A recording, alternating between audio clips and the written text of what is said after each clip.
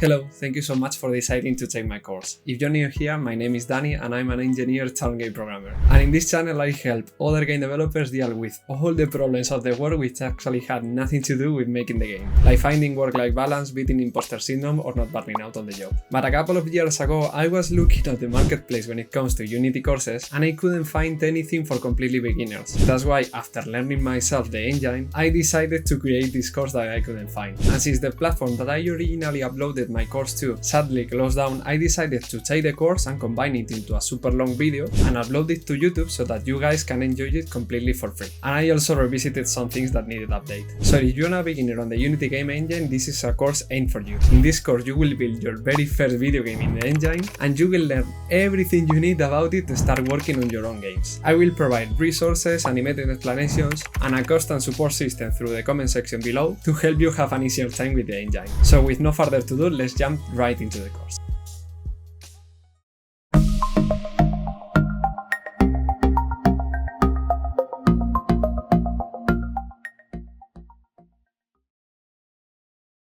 Hello everyone and welcome to the first of the two preparation lessons that we are going to go through before we start making our game.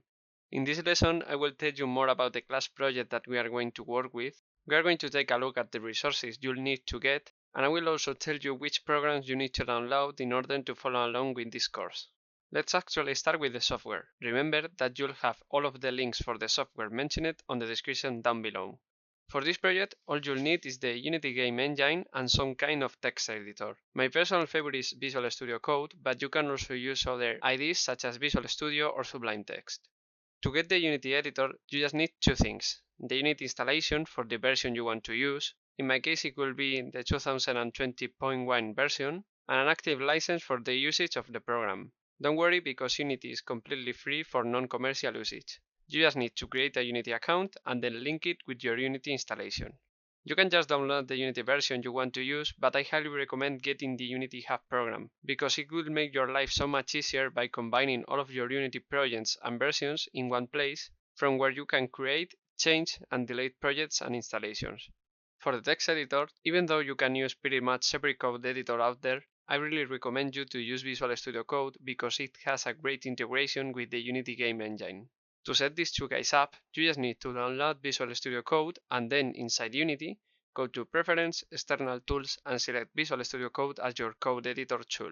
After you have done this, I suggest you to install the following extensions through the Visual Studio Code store. Don't worry, because all of them are completely free. C# extension. This extension gives your program tools for highlighting and debugging C# code. Unity Code snippets. This extension is used to code more efficiently by giving you autocomplete features for your Unity code. Unity Tools. This extension enables features for your program out of the proper code. For example, allowing you to search Unity documentation just from the Visual Studio Code, or by creating common organizational folders for your new project. Debugger for Unity and GitHub pull requests and issues. These two extensions are only for those of you who are comfortable with both the debugging process and source control. They both work perfectly and are so easy to use. Alright, now you have everything you need to work on your game. Again, feel free to use other code editors or more external tools to fully customize your game development experience. Next, you should check out the resource page within the class to see all of the files that I have led you in order to add them to your project. To start with, I have uploaded both an empty new Unity project and the final Unity project so that you have a constant reference of how your work should look like. Next, I have also uploaded the complete set of assets that we'll be using for this project: sprites, sound effects and music. And finally, there is also a zip containing all of the finished scripts so that you have an easier time checking any code up that you have. These scripts are exactly the same as the ones we will be coding later on, but they are fully commented so that everything is clear to you. There is also a link on the description for the GitHub repository that I have used to work in this game. There, you can check out every change that I have made to the game with the corresponding milestone and lesson associated.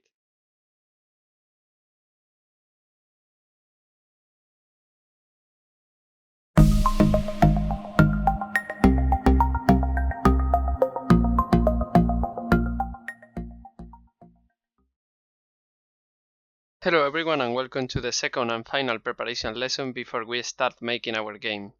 In this lesson, I'll tell you the knowledge that I'm expecting you to have before jumping into the game.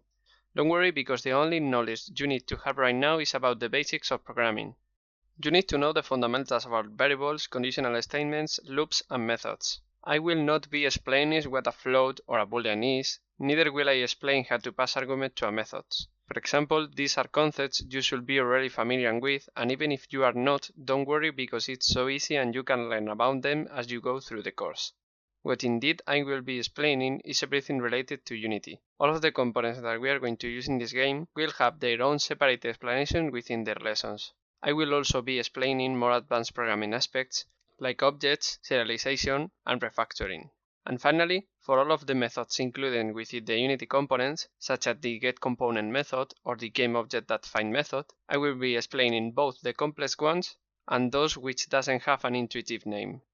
Even though we are going to program in C#, it is totally fine if you have only experience on other languages, as long as they are similar to C#. For example, if you have programmed before on Java, Python, or C, you'll have no problem understanding this course. Great, so that will be all for this lesson. I hope you're excited to start, because on the next lesson we are finally getting right into making our game. Thank you so much for watching, and I will see you there.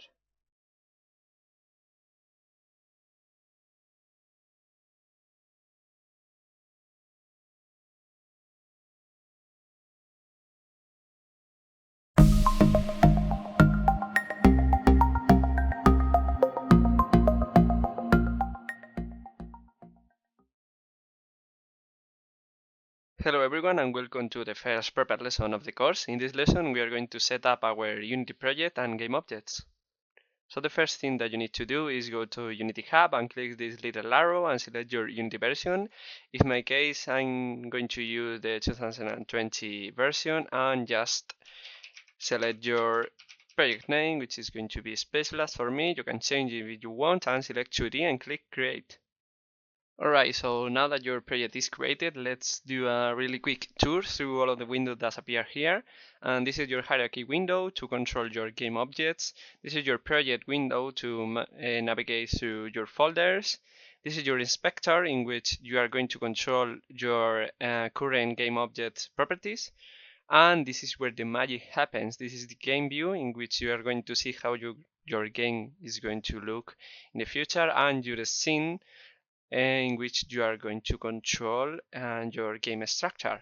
There are more windows that appear here, like console, animation, audio mixer, but don't worry too much about them. We will be using them later on. Alright, so the first thing you need to do is go to your scenes and delete this sample scene, and let's create a new one, which is going to be called level, which is going to be our main scene. Let's create on level, don't save because we have already deleted, and go to your main camera game objects and change the background to whichever color you want. In my case, I'm going to go with black, and then go to game view and set your resolution. I have created a custom one, which is 1080p, which is the typical resolution for an HD monitor, but again, feel free to just use whatever resolution you want. Great, so the very first thing you should do whenever you start a project is create both folders and game objects. And let's start with game objects. To create a game object, you just need to right click and create empty, and there you have your beautiful new game object. You just rename it, add some components, wherever you can. Before we start creating our structure, let's learn what a game object is. Game objects are the fundamental objects in Unity that represent characters, props, and scenery. They do not accomplish much in themselves, but they act as containers for other components, which implement the real functionality. You can think about a game object as a box in which you include different components such as a sprite renderer, an audio listener, or a C# script. We can also use game object as an structural tool, creating game objects within game objects. In this case, I'm going to follow a 5-branch tree structure. These branches will be an entities object to store the player, enemies, and power-ups, a level object for the background and borders, a projectile object for both players and enemies, a controller object for the camera, stats, and UI, and a stat object that we'll be using later on. You can create whichever structure you want, or just going with no structure at all, but I highly recommend following these 3 blueprints since it's the simplest to understand. Alright, so now that you have your game object tree structured, head to Visual Studio Code and press Ctrl Shift P or Command Shift P if you are on Mac and type folder. And one of the extensions that we have already installed is Unity Tools, which has a feature that generates all of the folder that we need. So just create generate folder and there you have all of your folders. And now let's quickly go to Unity and change materials to sprites. You can leave it on materials, but I like the sprites name more. Alright, so the next thing we're going to do is import our sprites and audio. So just go to your folder and it's as simple as click and dragging. Alright, so now that the process is done, you should see all of your beautiful sprites, and these are not mine, these are from Kenny's.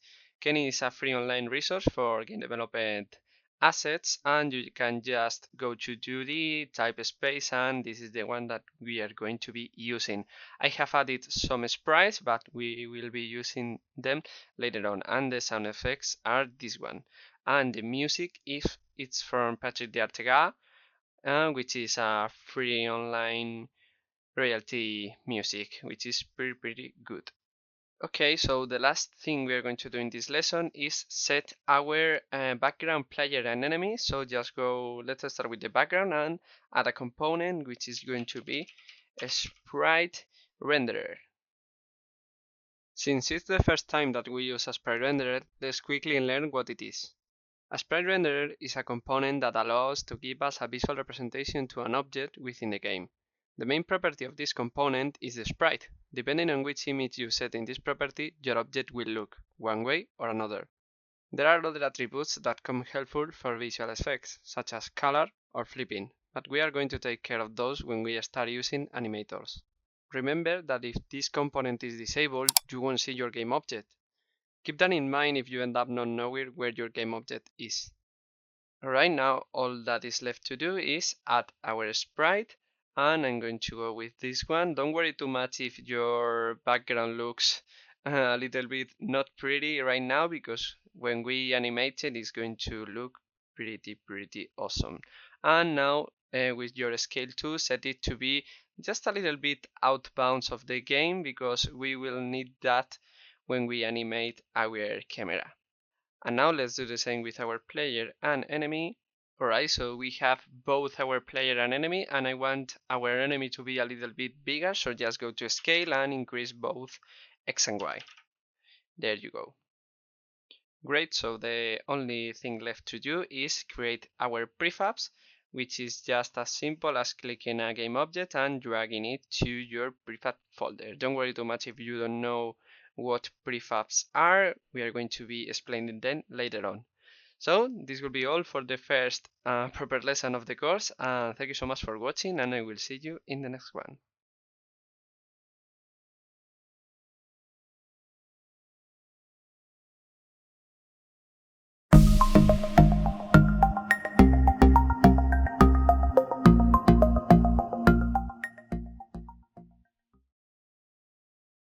Hello everyone, and welcome to another lesson of the course. In this lesson we are going to get our player and enemy moving. So let's start with our player movement, and the very first thing we need to do is add two new components, which are going to be Polygon Collider 2D and Rigid Body. Box colliders and rigid bodies are both components commonly used to manage collisions. A box collider gives your object an area, represented either by a box or a polygon, which acts as a wall for other objects who also have these components. These collisions can be either actual collisions or triggers. Collisions affect directly the objects, producing pretty much the same effect that a real-life collision would have. Triggers instead only affect the code of the game. This is especially useful if you want your objects not to lose momentum. A rigid body adds physics to an object. These physical properties can be used to simulate real-life physical phenomena such as gravity, movement, or collisions. These two properties are going to help us both move our entities and register all of the interactions between them. Alright, so with your Polygon Collider 2D, you don't have to do anything apart from selecting the Polygon Collider and not the Box Collider. If you select the Box Collider, is not going to adapt to your game object sprite. If that is what you want, go for it. And for your rigid body 2D, you just need to make sure that your gravity scale is set to 0, because otherwise, now I'm gonna click play with gravity scale of 1, and you are going to see that my player is dropping down like that. So just make sure to leave it on 0, and now everything should be alright. Yeah.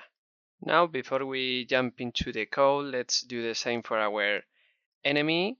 So again, polygon collider 2D, and just make sure to get your gravity scale to 0.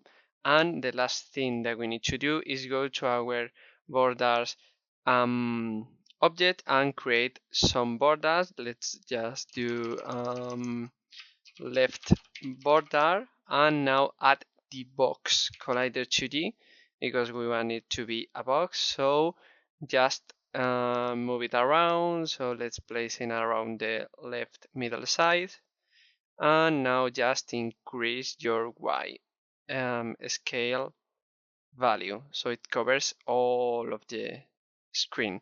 This way, whenever a player or an enemy hit this green box, is going to get not able to go off camera. Alright, so now that you have all of your borders, let's go to create our first script. Just click right click, create new C# script, and let's call it player. A script is essentially a program that affects the object that it is attached to. You can use scripts for pretty much everything, from storing stats and information to registering input, or even to make script animations. You can write any C# code you want in your scripts, but whenever you create a new script, you'll find two core methods, a start method and an update method. The start method is called once when the game starts, just in the first frame. The update method is called once per frame when the game is running. This means that if your game runs to 30 frames per second, or FPS, your update method will be called 30 times every second. If your game runs at 60 FPS, it will be called 60 times per second. Another important fact about the script is the difference between public and private instances. Whenever you make a method or variable public, you are making them accessible through the inspector and other scripts. Making things private may seem useless at first, but it is important to have as much of your code private as possible for security reasons. Since we're just starting with game development, feel free to just leave everything on public, but remember that a good practice in programming is to have as much as possible on private. Remember that you need to add your script component to the corresponding object, and keep in mind that you need to call your code from the update method if you want to act it automatically. This is something I keep forgetting over and over again, you'll see. Alright, so now inside your player script, let's first of all create some variables, which are going to be public float x speed and public float y speed. Great. Alright, so now let's create another variable, this time private, which is going to be type rigid body 2D, and I'm going to call it RB. And now let's link this script variable to this our actual rigid body. So this get component rigid body 2D, and there we go. Now I'm going to do RB dot freeze rotation, I think is to true, so that our game object doesn't rotate when it receives a hit. Alright, so just create two new methods, one for checking our real player input, whether it's pressing a key or another one, and call that method from your update method, and a method to actually move your player. Alright, so let's start with our check input and write input, not check input, but input dot get key code, and now that W, for example, and this method is going to return true if the real player is pressing the W key. So we want to move our player on the Y axis and forward. So in this method, the first argument represents whether it's X or Y axis, and forward is 1 if it is forward, and it's -1 if it is not. So now all we need to do is first of all check if our direction is y or x. So if direction that to uppercase dot equals uppercase y, then we move our player upwards. And to move our player upwards, all we need to do is say rb.add force, which adds a force to the game object based on a vector2 variable, and we are going to create it inside the argument, so new vector2. And on the x-axis, which is the first argument, we want to not move at all. And on the y-axis, on the second argument, we want to move as fast as our y speed dictates, and we want to multiply it by forward because we want it to go up if forward is 1 and downwards if it is not 1. Oh yeah, I just noticed that I got rigid, sorry, not read it. Alright, so now let's go back to Unity and go to our entity player and set our speed, and I don't know, let's set it to 3. You can mess up with these values as much as you want. And there we go, our player is perfectly moving, and as you can see, it collides with our up border, so it cannot go up screen. Perfect. Alright, so I have already done every direction, and let's test it out on Unity, and as you can see, we can move freely our player over the whole screen, and we cannot go off screen. Perfect. Alright, so before we move on to our enemy movement, I forgot to tell you that you need to actually add your script to your player game object, so just add component and type player. So let's create another C# script, which is going to be enemy, and actually let's already add it to our enemy game object. So let's go to enemies, shooter, and let's go to add component, and you can just type your script name and it will appear. Great. Before you jump into coding anything, you should pause a second and fully think your goal. Right now, we want our first enemy to move, and we want it to move from one direction to another on the x-axis. This movement should not end until the enemy is destroyed. The way we are gonna move our enemy is through applying an horizontal force to its rigid body, and we are going to control the direction using two limits.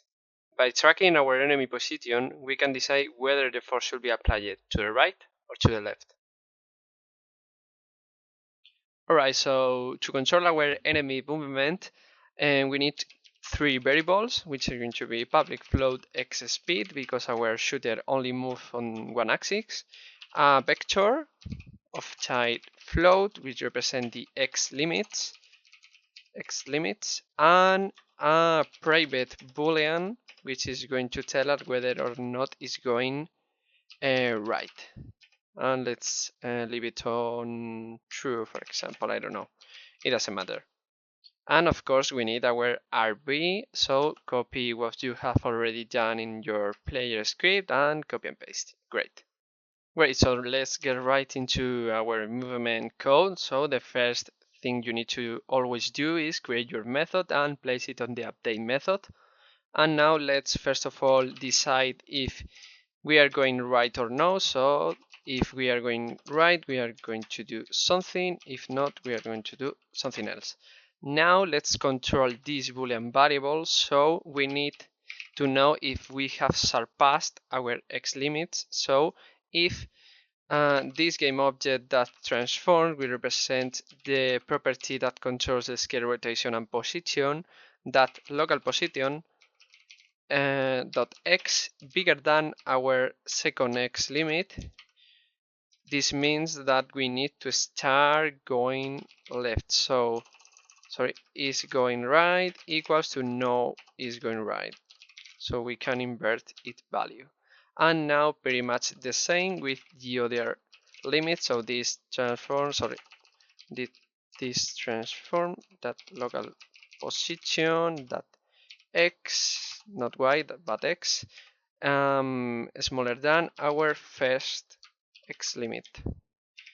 We change our variable, so is going right equals to no is going right. Great. And now all that is left to do is, if we are not surpassing the limit, we want to move on the corresponding direction. So rb that at force, and we are going right, so new vector 2, and we want to move x speed on the x-axis and 0 on the y-axis. And now the same for the other direction, but with minus x speed, so we move to the left. Alright, so I have already set 2 limits, and to set your own limit, just move around your enemy and check your X position. I want this enemy to go right until he surpasses this limit, which is 0, and go left until it surpasses -2. Now, if you click play, just mess up with this value as much as you want. When you are fine with your enemy, move on. That's fine for me. Don't worry too much if it collides with the walls, because later on in the game we are going to polish our game and make this movement a lot of better. Great, so that will be all for this lesson. We have our player moving and our enemy moving, and on the next lesson we are going to get these two guys shooting each other. So thank you so much for watching, and I will see you there.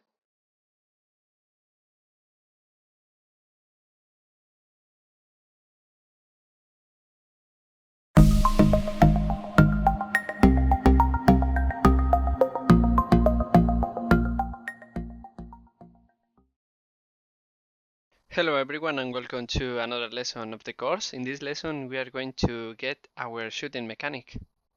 So we need to both implement player projectiles and enemy projectiles, and let's start with our player projectiles. And the first thing we're gonna do is create our projectile prefab. So let's go to player projectiles and create an empty object. Let's rename it to player projectile, for example. It doesn't matter too much, and let's first of all add our sprite. So sprite renderer, there we go, and let's choose an sprite. Let's go to PNG and lasers, and I'm going to go with this laser blue 3. Great, so we have our projectile, and let's move it around just in front of the player. Let's see, yeah, that's a good size. And now let's add some components. We are going to add a polygon collider 2D. Just make sure to, well, no, here is totally fine, it's in our rigid body. So let's go to rigid body 2D and click simulated and body type kinematic. Great. So let's get right into the code. Now let's create another C# script, which is going to be called projectile. Great. So inside our projectile script, first of all, we need two variables, which are going to be a float projectile speed and a public boolean, which is going to tell us if it is a player projectile or not.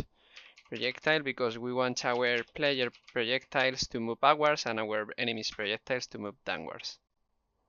So as always, first create a method for your functionality and then call it on the update method. And the way we are going to move our projectiles is through a 3-step process, and the first of those steps is get our current position. So vector3 pose equals to this transform that local position. Great.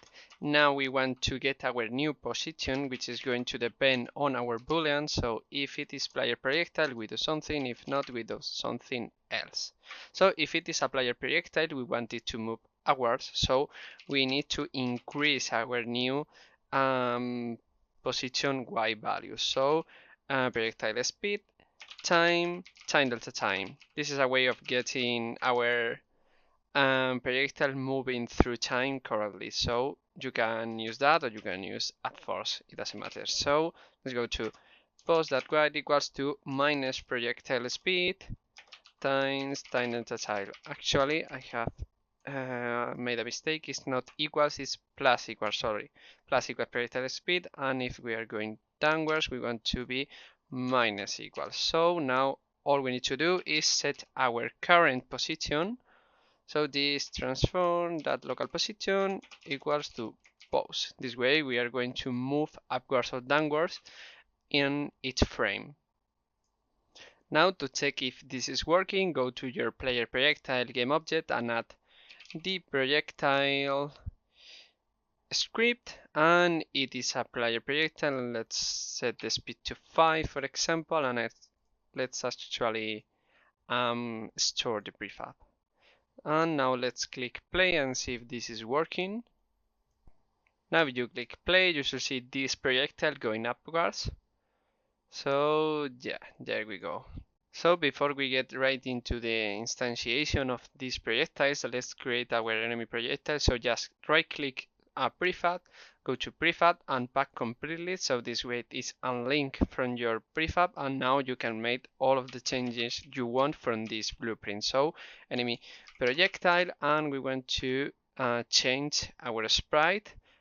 So let's go to lasers and this, and I'm going to go with this red laser.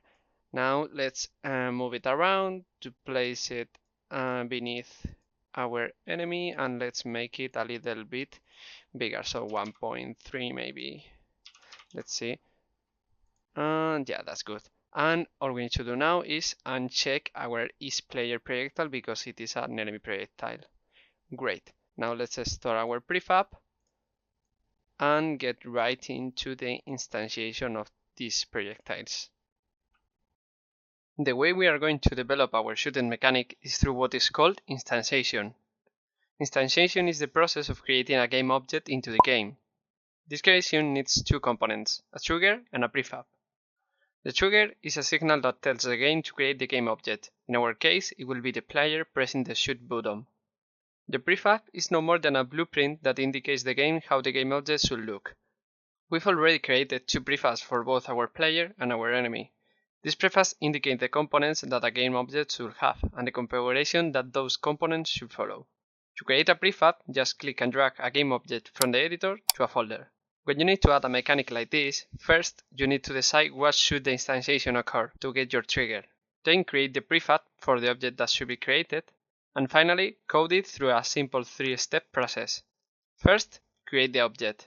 Then, give it a name and a parent. Finally, place it in the current position and activate the corresponding components. Alright, so now let's get right into our shooting method, and I have already gone ahead and create a method for the shooting mechanic and add it whenever we press the space key, and a check can shoot method that we are going to use right now to check if our player is able to shoot or not, because we don't want our player to be able to shoot all the time. So let's start with our check can shoot method, and we need two floats, which are going to be some timers. So private float, and we're gonna call it shoot timer. So equals I don't know. Well, actually this one is going to be 0, and the next one, which is the time limit, private float shoot time limit is going to be, I don't know, 3f, for example. We can change that later on. And we need also a boolean, private bool can shoot, which is going to be equal to true. Always when you want to control a variable or a feature through a timer, you need three components: a boolean to control whether or not you do the action, and two floats.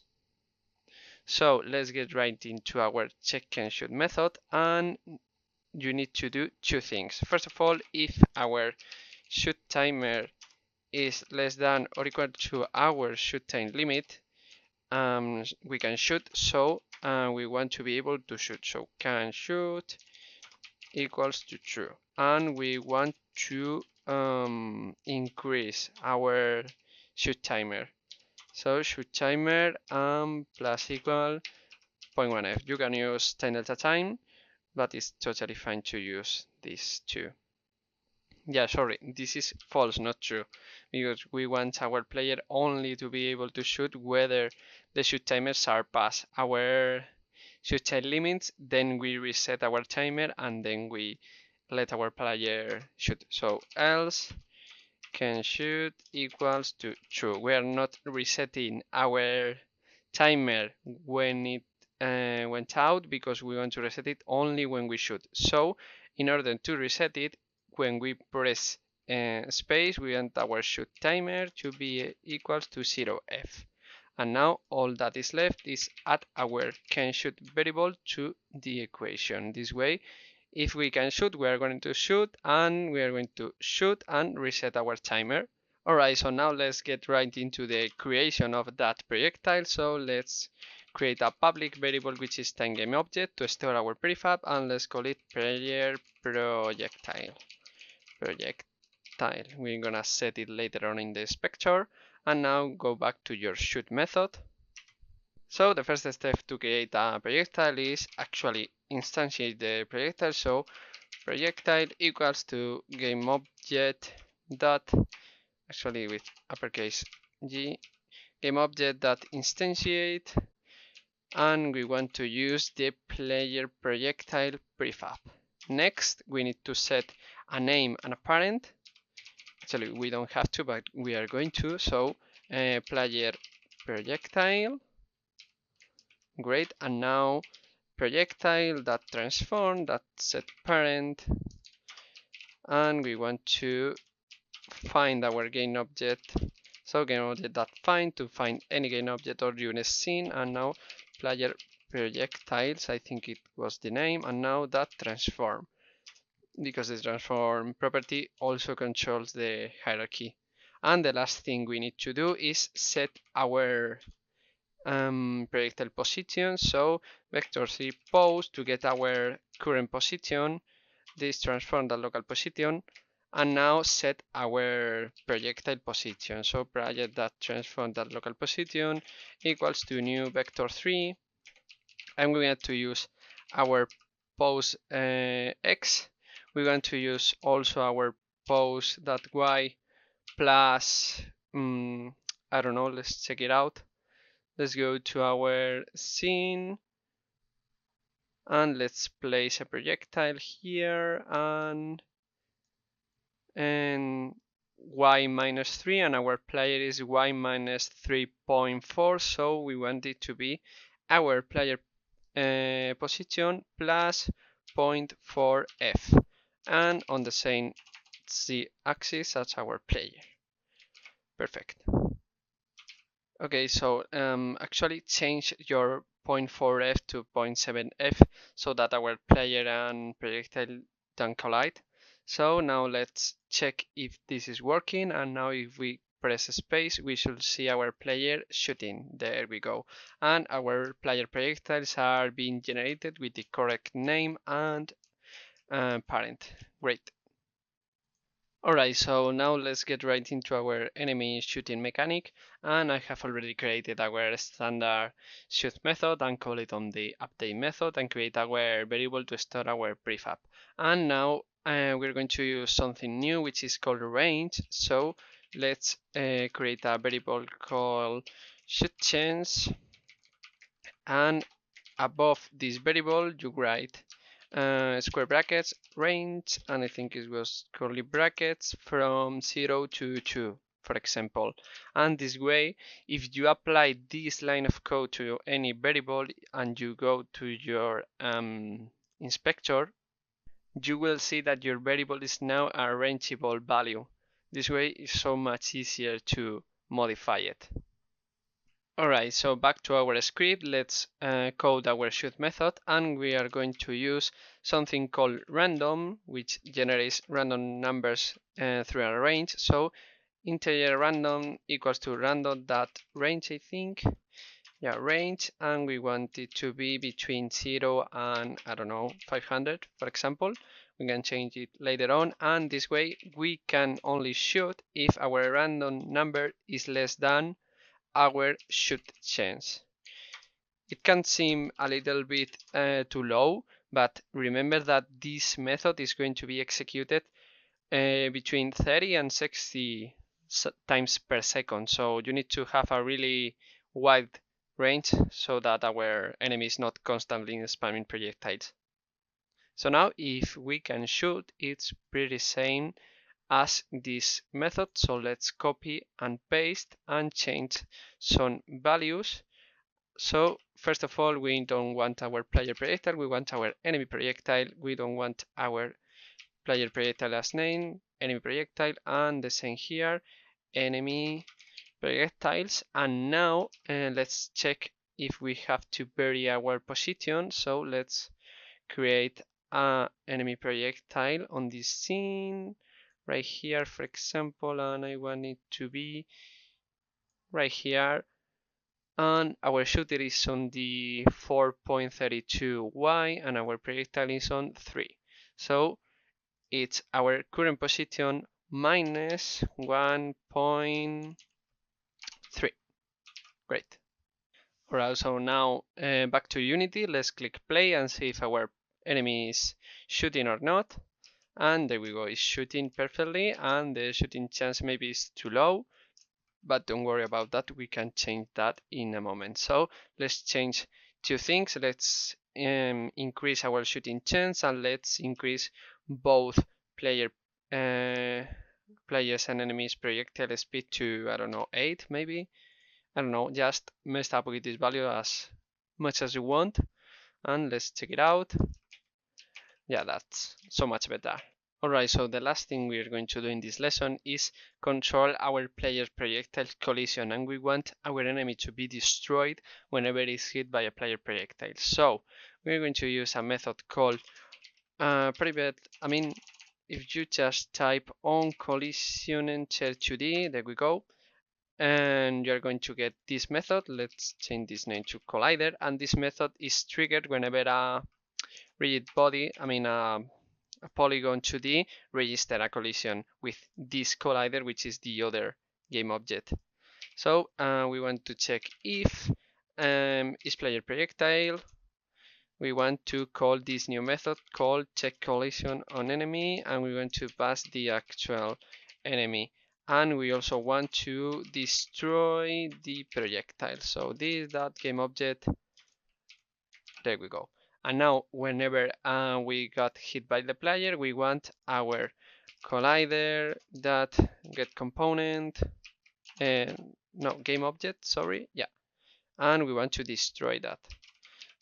Destroy, there we go. We are gonna do more things later on, but for now on we just want to destroy both enemy and projectile. Alright, so let's get back to Unity and see if we can actually destroy our enemy. So let's aim and come here. There we go, our enemy is being destroyed perfectly. Alright, so that will be all for this lesson. We have already created our game pillars. We have both players and enemy moving, and we have our shooting mechanic working. So thank you so much for watching, and I will see you in the next one.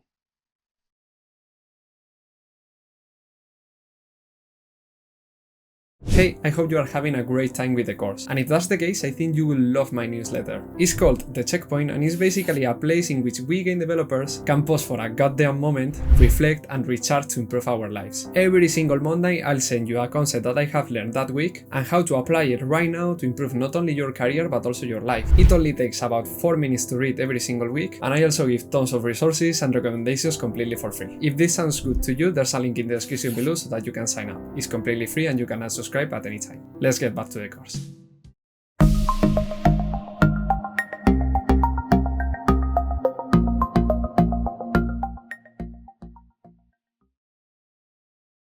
Hello everyone and welcome to another lesson of the course. In this lesson we are going to create our UI.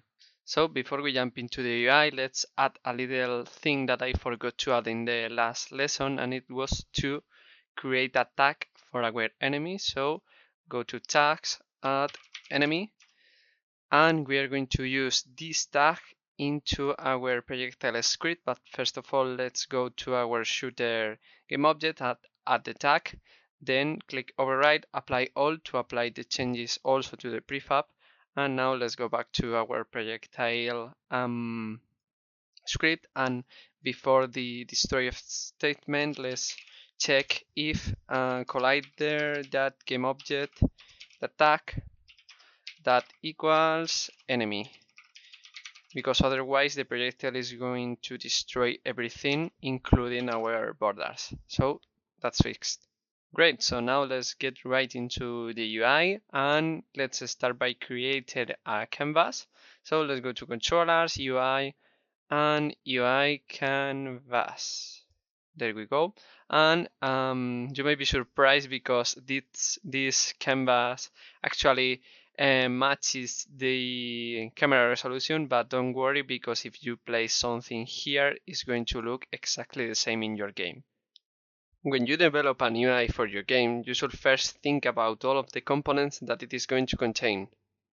In our case, it will be the player score, lives, and the game time. Then figure out what Unity elements you can use to represent those components. We are going to use text for both the time and score and 3 images for all of the player lives. After you've done this mental process, you can jump into creating the UI, decide its position, visual structure, sprites, etc. Once you've created, the only thing left to do is to make it function through a script. In this case, we need to keep track of both the player score and the player's lives, and we also need a time counter. Since time is a really common UI component, you will probably find a code that implements it if you just search for it on the internet. If you follow this 4-step process, you will find no problem developing any UI for your games. So let's start by creating a panel in which we are going to store everything, and let's place it around this border, and we're gonna style this later on, so don't worry if it's a little bit ugly right now.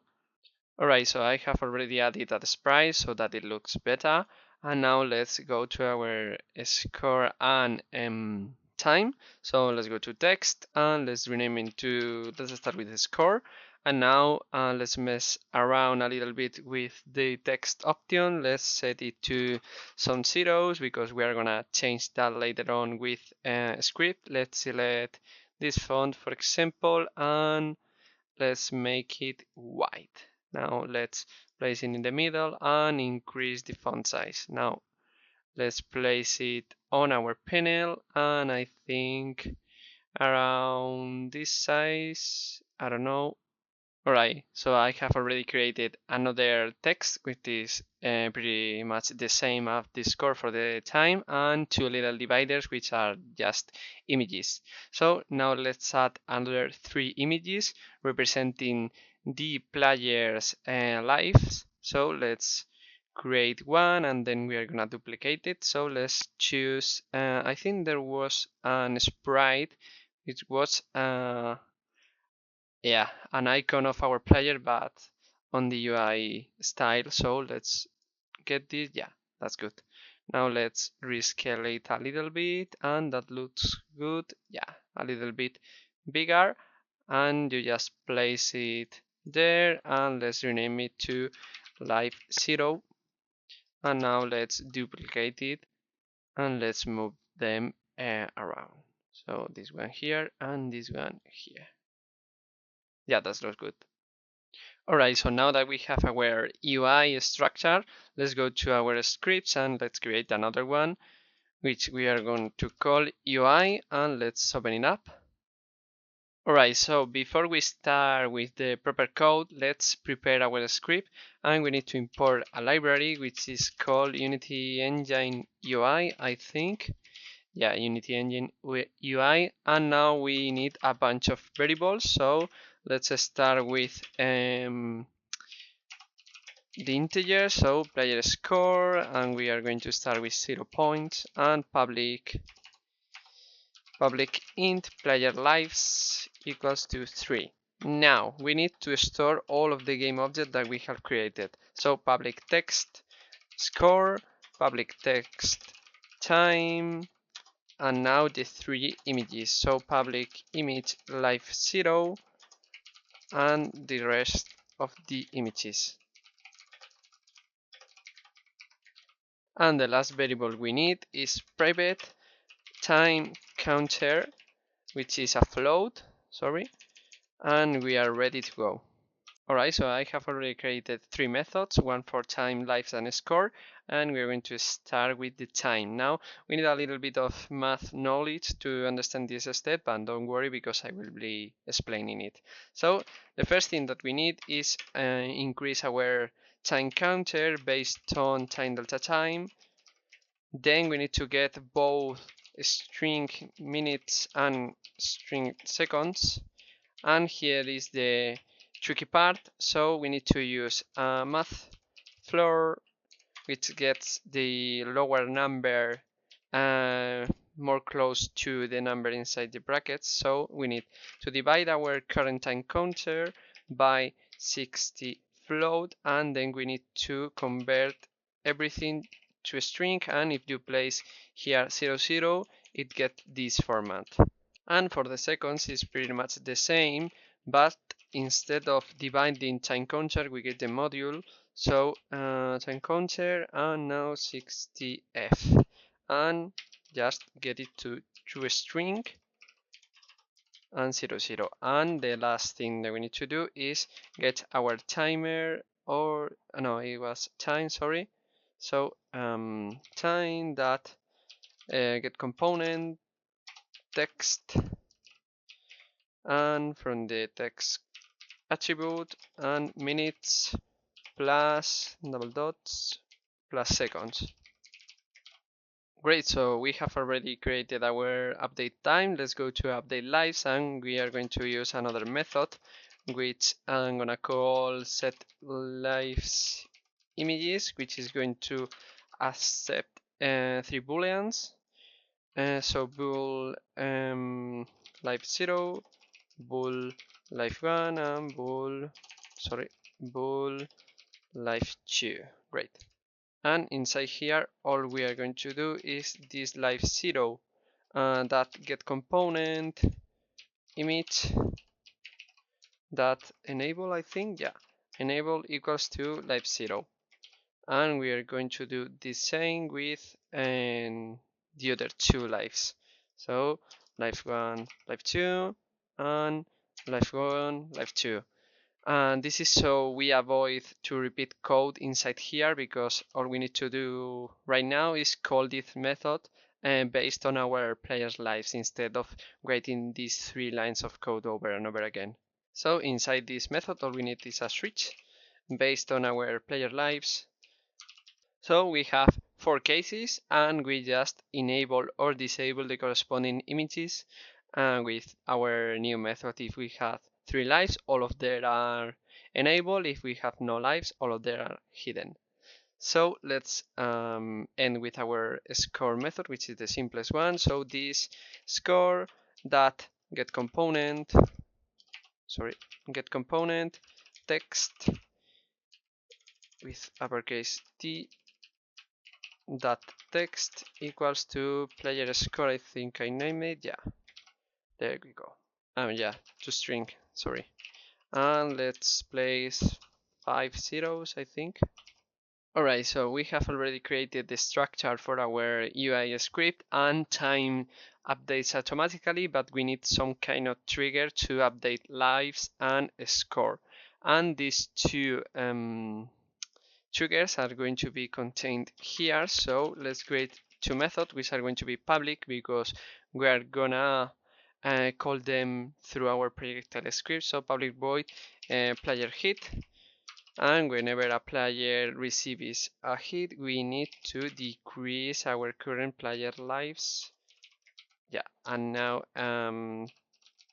actually let's call it on the other script. Now let's go back to our projectile script, and when we hit an enemy we want to do something else apart from destroying the enemy.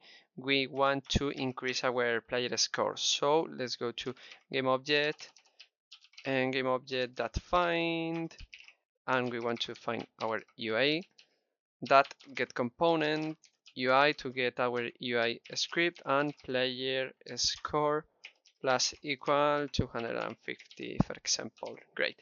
And if it is not a player projectile, we want to check collisions on the player. So let's copy this method and let's place it here, check collision on player instead of enemy. Now let's change it here too, and now if tag equal player, but we need to add later, we need to not increase our score but to trigger the player hit method. Great.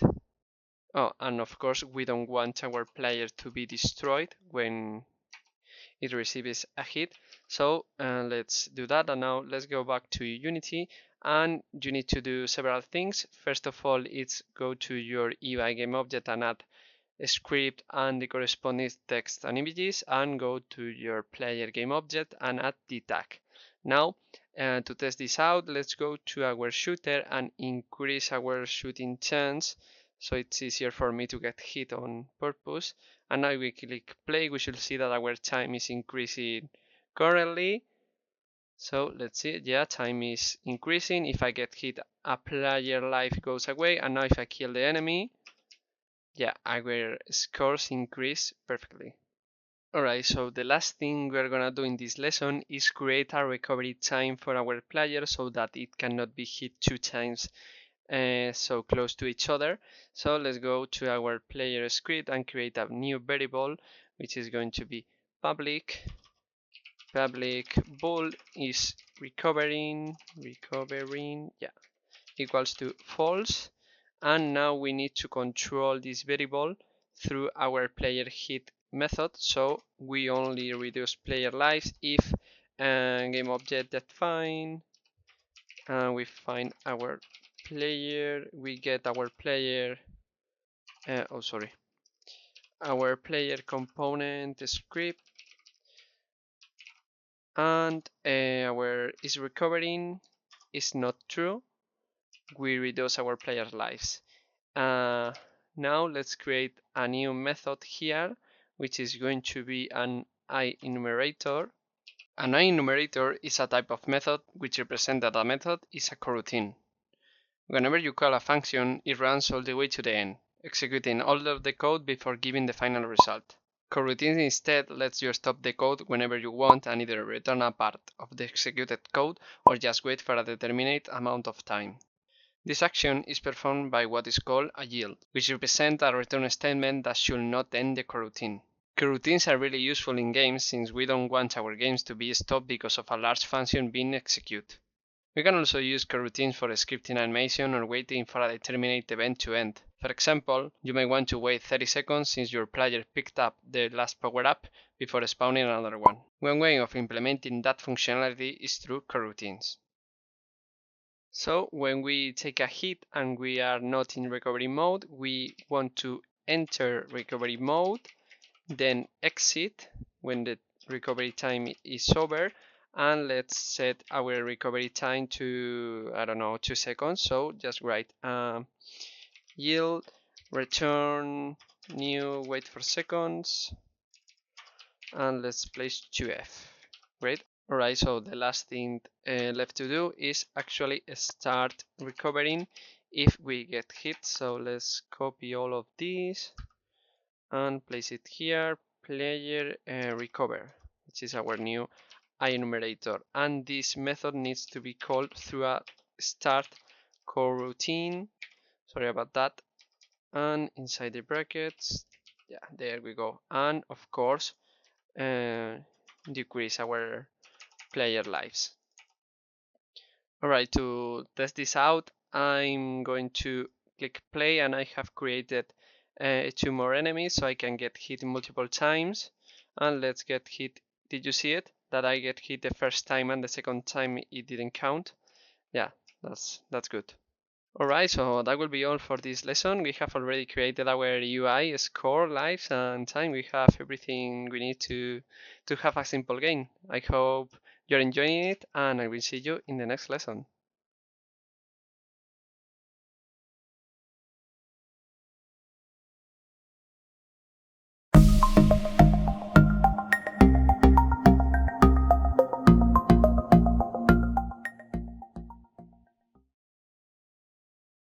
Hello everyone, and welcome to another lesson of the course. In this lesson we are gonna create our first power-up.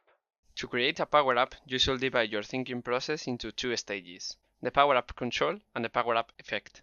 The power-up control refers to the process of acquiring and losing a power-up. Usually, a power-up is activated through a pickup, an object that the player collides with that triggers the activation of the power-up effect, and is deactivated through a timer or a trigger. The power-up effect is the proper functionality of the object. Your power-up may increase some player stats like damage or speed. It could also activate some bonus health like a partner or a shield, or it may even make the game harder for the player, like the poison mushroom in Super Mario. When you have these two components, make them both function separately, and once they both work, link them to get your final power-up feature. In our case, we are developing a shield. This power-up gets activated through a collision with the pickup and is deactivated by receiving a hit on it.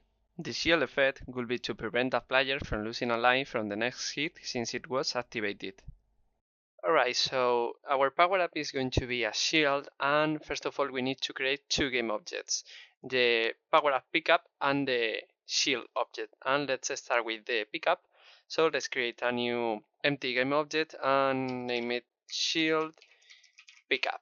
Great, this game object is going to have a sprite renderer, of course, and let's choose an sprite from here, power-ups, and let's pick this silver shield. Oh no, not to the enemy but to the shield pickup. I forgot to press enter. There we go. So let's pick our sprite, and the next thing we need is a polygon collider so that it adapts to our shield pickup. And let's zoom a little bit to see, yeah, that matches pretty good. Now let's make it a little bit bigger, 1.5 maybe it's too much, I don't know. Nah, that's good. And now the only difference between this polygon collider and the ones that we have already used is that you need to check the is trigger checkbox. As you know, triggers only affect the script, so that when a player collides with our pickup, the player doesn't lose momentum and just pick up the shield.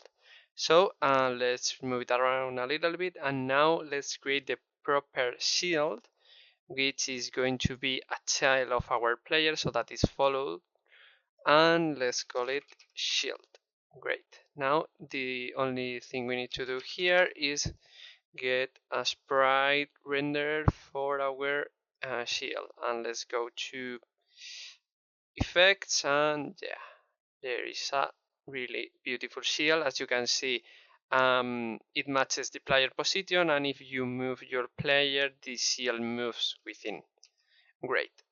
Alright, so let's just jump into the code and let's create a new C# script, which is going to be power up, and let's open it up in Visual Studio. Alright, inside our power up script, all we need to do is use onTrigger enter 2D instead of onCollision enter 2D, because it is a trigger. And let's rename it, and all we need to do is first of all check that we have collided with the player and not an enemy or a border projectile etc. So let's do pretty much the same that we have already done. Collider.gameObject attack that equals player, to make sure we are colliding with the player, and if we are colliding with the player, we want to activate a method which we are gonna create right now. So let's find our player game object, get our player script component, and let's call a method that right now doesn't exist, which are going to be called shield.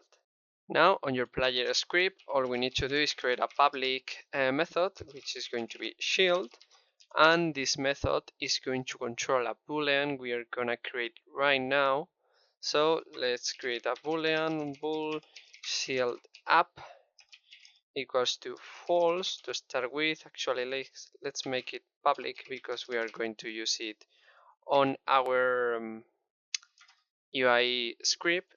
And all we need to do right now is if we collide with the power up, if our shield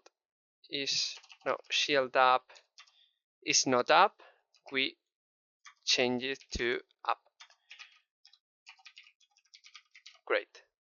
Alright, so apart from controlling our shield boolean, we also need to control our shield game object. So let's create another method, this time private, private void let's call it update shield. And now we need to first find our game object shield, and now get the sprite renderer component, the attribute enable equals to shield up. This way, if shield is up, the sprite renderer is going to be also up. And now all that is left to do is control whether or not our shield has been destroyed or not. So let's go to our player hit, and now we can only get hit on our shield if we are not recovering. So it's inside here, and we want to before we reduce our life, if game object that find, actually let's copy all of this here, and if our player shield up is not up, we reduce player lives, otherwise we make our shield go down. So let's get all of these. Our shield up equals to false. Great. So all that is left is place our update shield method on our update method. And one thing that I forgot to do is whenever a power up pickup receives a collision, let's destroy this power up. So destroy this that game object. Alright, so now back to Unity, and don't forget to do two things. First of all, disable your sprite renderer on your CL game object and on your CL pickup at your script components. So now if I click play and I pick up our shield, first of all, our shield, I just pick it up and the enemy hit me. Sorry about that. Let's try it again, and there we go, our shield is up. And let's get hit one time by this guy. Let's see if I can manage to get hit, and there we go, our shield went down. We enter on recovery mode because the next hit didn't count and our lives didn't get reduced. Great. So that will be all for this lesson. This was a little bit shorter, but don't worry, because in the next one we are gonna finish our game loop by making our power-ups and enemy spawn. So thank you so much for watching, and I will see you there.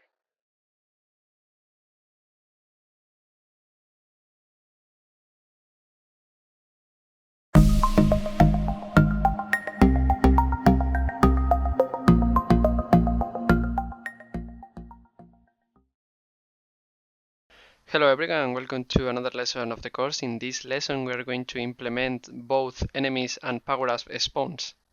There are tons of ways to develop an spawning system, and we are going to use a custom class name entity and again the instantiation process we already work with. The first thing in any spawn process is to decide what is the game going to spawn in the first place. That is where a custom class comes into place.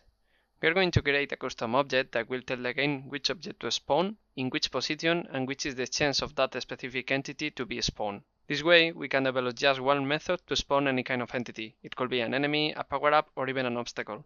This is what I like to call an object-oriented approach. It is a way of thinking in which the objects are being spawned by a higher game object that controls all of this system. The main benefit of using an object-oriented approach is that you have full control over what and how you want your entities to be spawned. For example, you may want to spawn only 3 enemies at a time, 1 power-up and 2 obstacles, and all of them have different coordinates and spawn chance. Having a higher controller that manages all of these constraints will make your work so much easier.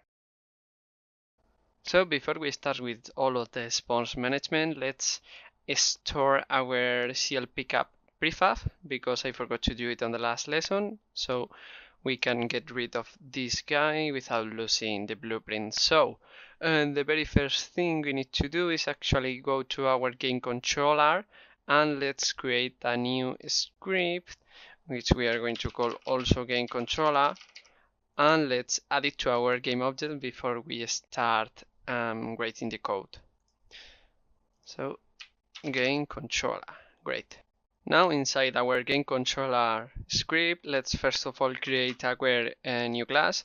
So public class entity, and let's give it some attributes. So the first one is the prefab, so object entity, and now we need two vectors representing both arrays of our game. So let's quickly go to our game and check which x and y values we need to set as limits. So our shooter is on the let's start with the x, so -10 and 5. So let's write here range -10, I think, and 5. And for the y axis is 4, I think, yeah, 4 and -3. Great. 4 and -3. So again, range 4 -4 and 3. Actually is 4 and -3, sorry. So once we have our range, let's make two integer vectors for x limits, and we want them to be two size, and the same for our y limits. Right, limits equals new int. This way, when we add more types of enemy, is so much easier to control whether or not they can spawn on one position or another. And now the final variable is also rangeable, which is going to be the spawn chance. So range from 0 to 100. I don't know, we can change that if we want to later. So public spawn chance. Great. Alright, now we want this script to work both for enemies and power-ups, but let's start with enemies and then we're gonna refactor the code so that it functions for both entities. So let's start by creating a list of our new class, so list of entity, and let's call it enemies equals to new list entity, and we initialize it so that is empty. Now we need a boolean, which is going to be private boolean can spawn enemy, which is going to be true at first. Okay, now I have created a little bit of a structure in our code so that you can understand it better. So on our update method, we are going to do two things. First of all, check whether or not we can spawn a certain type of entity, and then we spawn those entities. This is not spawn enemies, but spawn entities. Again, entities, sorry. This way, if you want to add more entity, let's say, I don't know, some kind of obstacle or something that is not either an enemy or a power-up, you can just add its corresponding list and boolean to this method. So the first thing we need to do is check whether or not we can spawn an enemy, and we're going to control that by the number of enemies that are on screen. So the very first thing we need is a public integer representing the number of enemies, which at first is going to be 0. Now we want to only be able to spawn 2 enemies, for example, so can spawn enemies equal to num of enemies less than or equal to, no, less than to 2. This way we can only spawn enemies if there are no enemies or one enemy. Alright, now we are going to spawn our entity, and let's start with our enemies. So first of all, we need to select which entity we are going to spawn based on our list, because when we add more enemies, we need to select if we want to spawn one enemy or another. So the first thing is to get an entity selector, which is going to be a random number generated through a range going from 0 to the number of enemies we have. So enemies that count, which return the number of elements that a list have. Right now we want to do the same that we have already done. So integer random equals to random that range that, I mean, from 0 to 100, oh sorry, from 0 to 100, and we want to only spawn our enemy if random is less than or equal to our enemies that, our enemies on our entity selector that spawn chance. and if we can spawn enemy. Great. Alright, so now that we know that we can spawn our enemy, first of all, let's increase our number of enemies.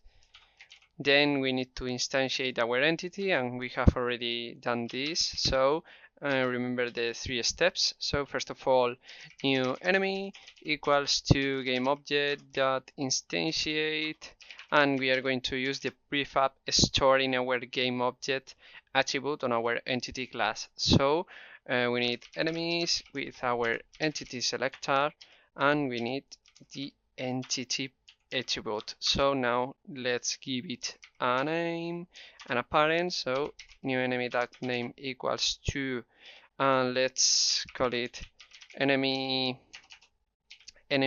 plus number of enemies -1, so that the first enemy is enemy 0 and the next one is enemy 1. And then let's give it a parent and transform that parent, I think, equals to GameObject.find, and I think it was enemies, that transform. And the last thing we need to do is position our enemy, and we need to generate some coordinates based on our x and y limits. So we need 2 integers. So random, actually we can use floats. Let's use floats. So random equals to random.range, and inside these brackets both limits are going to be these 2 values on our vector. So the first one is going to be our enemies on our entity selector, that x limit, and the first position on our vector. And now all we need to do is pretty much the same, but with the second element on the vector. Great. Now the same for our y-axis, but using our y limits. So here is y, and y. And once we have our 2 coordinates, just write new enemy that position, transform that local position equals to new vector 3, and we use these coordinates as the arguments for the constructor. So random x, random y, and the z axis, I think it was -2, but I'm not sure. No, it's actually 0. Great, so 0. Oh, and I just noticed that we didn't write here the corresponding usage of this class, so just write system.seriesable, so that we can see this class on the inspector.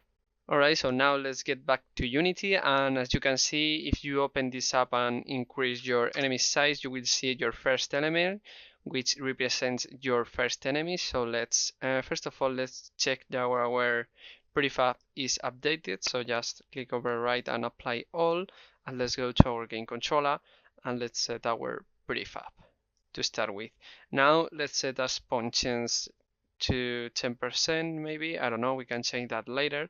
And now we need to know our x and y limits. Our x limit is going to be the full screen, and our y limit is going to be one number, which is going to be 4, because I want to only be able to spawn this type of enemy on the top of the screen. So y limits is to size, and we want them both to be -4. 4, 4 and 4, and our x limit are going to be the full range. So the first one is going to be -10, and the other one is going to be 5. Great. And before we test this out, let's change our spawn chance, because I think 100 is too little. Let's actually make it 1000, so that our game doesn't constantly spawn enemy. And now if you click play, you should see that your enemies are spawning correctly. So there we go, we have 1 enemy and 2 enemies. Great. Alright, so the only thing left to do for our enemies spawn is actually let's increase this number to 3 so we can have more enemies. And let's go to our UI, I think, and let's create another method which is going to be public also, and it's going to be enemy hit. Great. So actually we are on our UI script, sorry, it's on your game controller script. So let's go to game controller and let's create another method here. Now let's make it here.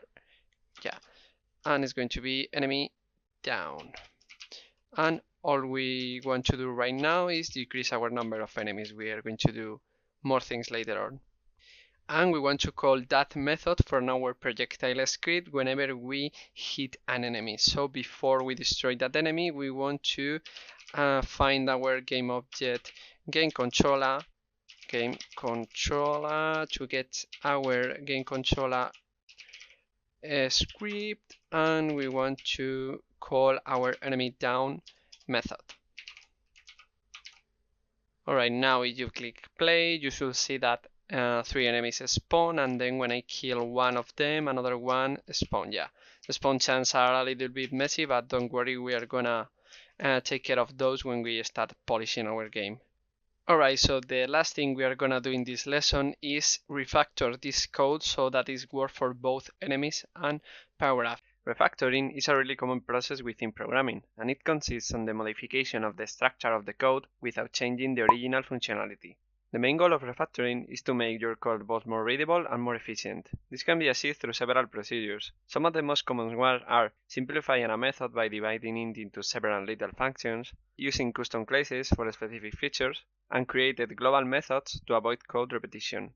In this case, we have a method that spawns enemies, and we want this method to work for any kind of entity. The process that we are going to follow to refactor this method so that it functions for both enemies and power-up is to check each line of code and see if it is using a variable of our game controller script. And if it is the case, we'll replace that variable with a method argument. This way, if we want to change the entities that our method is spawning, we just need to change the arguments instead of writing all of the code again, making the method both more readable and more efficient.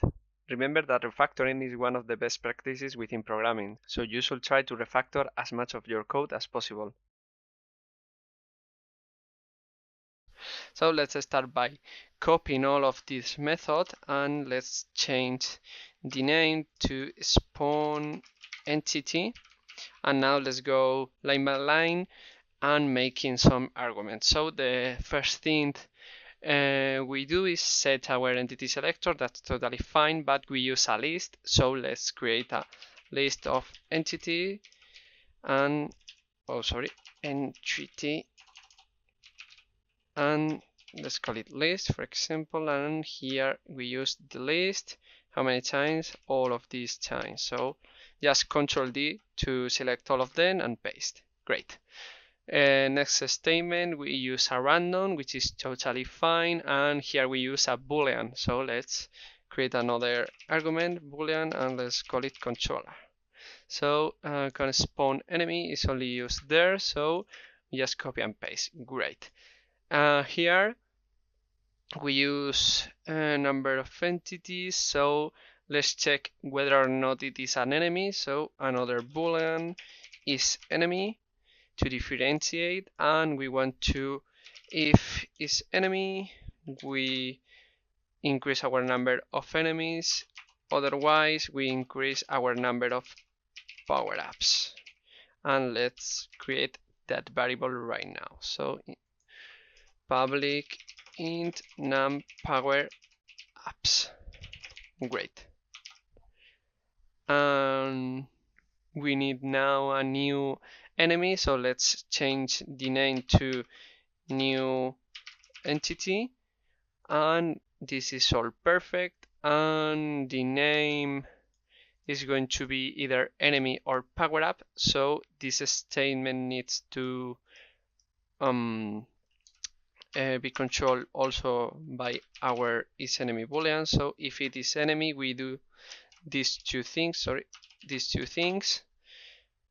So let's copy and paste here, and otherwise we do the same but with our power-ups variable. So new entity.name is equal to power-up and number of power-ups. Great, and here is power-ups. Great. And for the rest of the code, that's totally fine. Now we can get rid of this spawn enemy method. Let's create another boolean for our power up. So boolean can spawn power up equals to true. And now we want to check also can span power up, and we want only one power up to be on the screen. So if it is less than 1.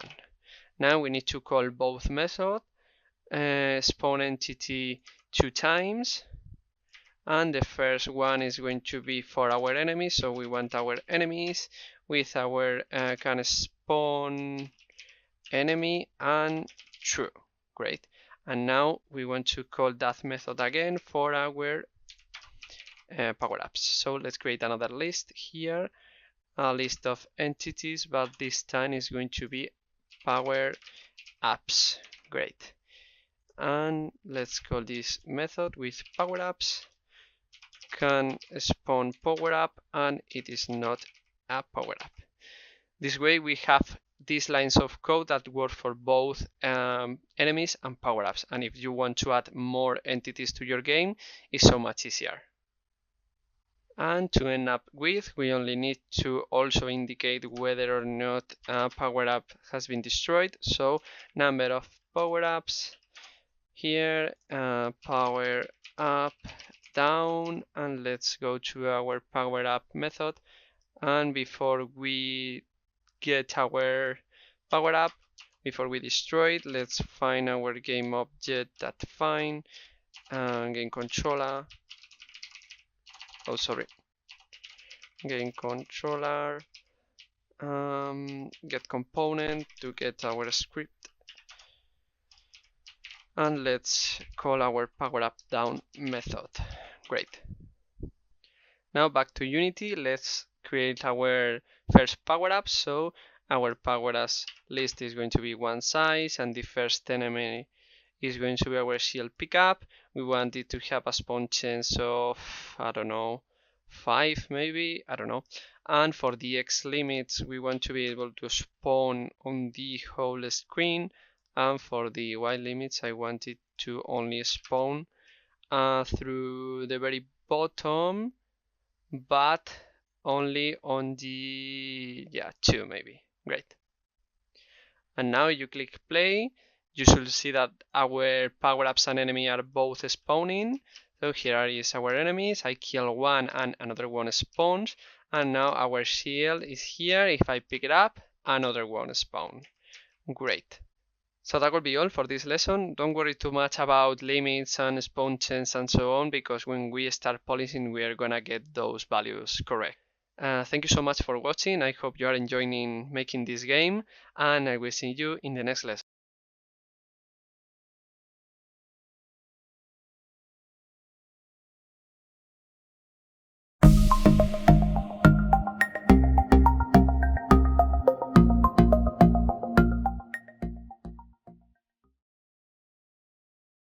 Hello everyone, and welcome to another lesson of the course. In this lesson we are going to create our main menu and our game over screen.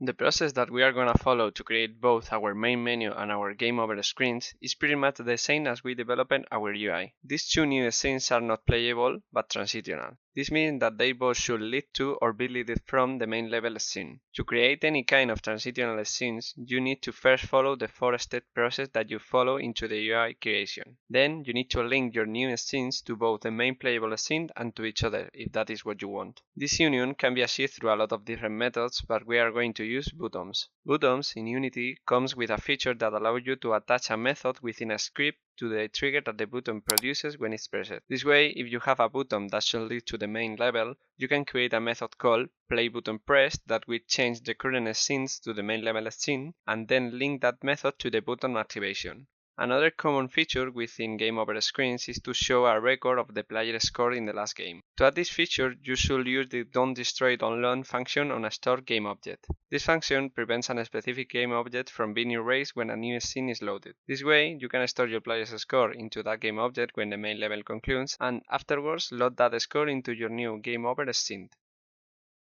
Alright, so that said, let's go to our scene folder and let's create two new scenes, which are going to be menu and game over. And before we start creating the proper structure of these scenes, you need to do a little thing, which is to go to, I think it was build settings, yeah, and now you need to open up your scenes and click add open scenes, and you need to do that for the 3 of them. This is so that our game knows which scenes are buildable and which are not, so we can work with this scene transition on the script. So we are gonna start with our menu scene. So let's go to our main camera. Let's copy and paste it on our menu. I have already erased the default camera so that our resolution is completely fine between scenes. And now we just need to follow the same process that we have followed with our UI. So let's create a little bit of structure here. Alright, so I have already go ahead and created all of our menu scenes, and I have added some text, some images, but the important part is that you make sure to add the 2 buttons, the play button and the exit button. All of the rest is more optional. And now that you have everything, let's go to our script folder and let's create a C# script for our menu. Alright, so inside our menu script, we need to add first 2 libraries.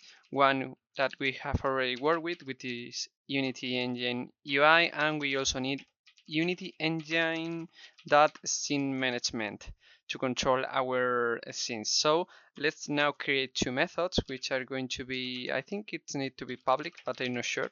So let's call it play button pressed, and the other one is going to be a public void exit button pressed. Great. Now all we need to do inside these 2 methods is control our scene. So to load a new scene, you just need to do a scene manager that load the scene, and inside the brackets the name of this scene, so level. And for exiting your game, you just need to go application quit.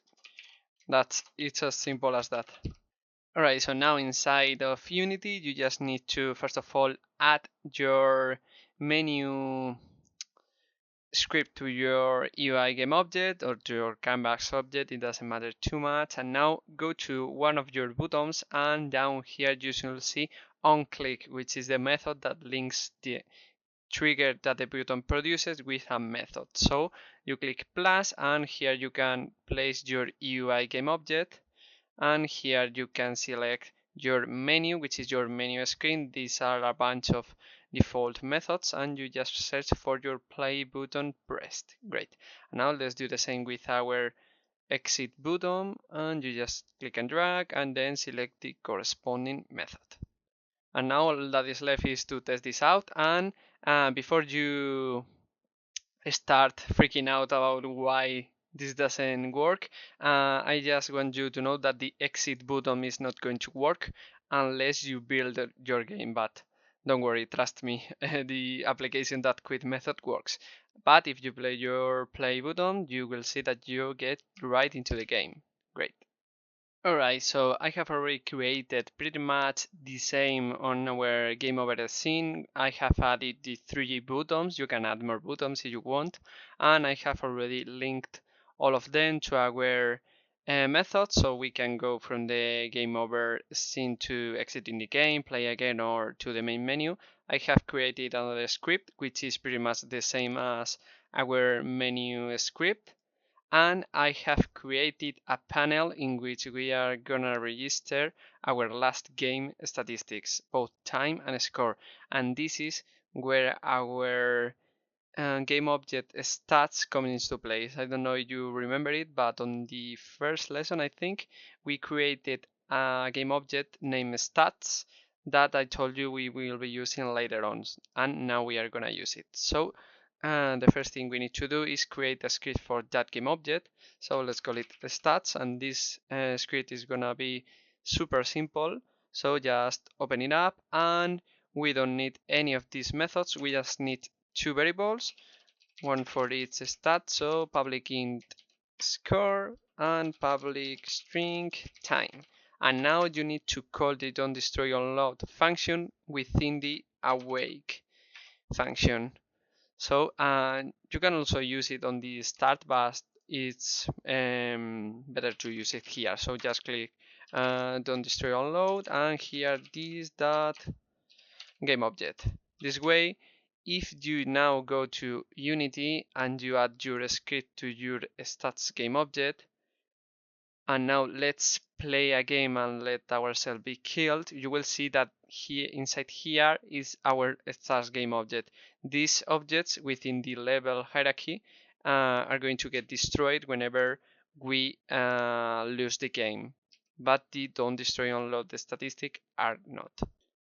Alright, so the last thing we need to do is actually make possible to go to our game over scene. So let's go to our player hit method within our UI script, and after we have reduced our player's life, let's call a new method. It is going to be game over, lowercase g, and now let's go to private void game over, and we need to do two things. We need to first of all import our library. Sorry, I forgot to mention it. Import your scene management library, and now we need to do two things. First of all, we need to pass our score and time to our stats game object. So game object that find stats that get component stats and that score equals to player score. I don't remember the name, sorry. Player score, yeah, player score. Great.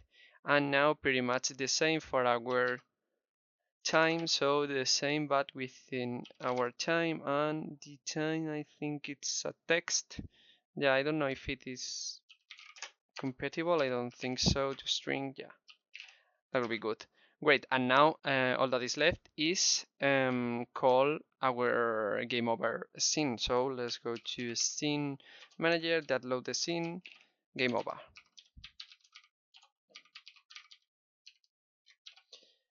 And of course, we only want to call this method if we are out of lives. So if player lives player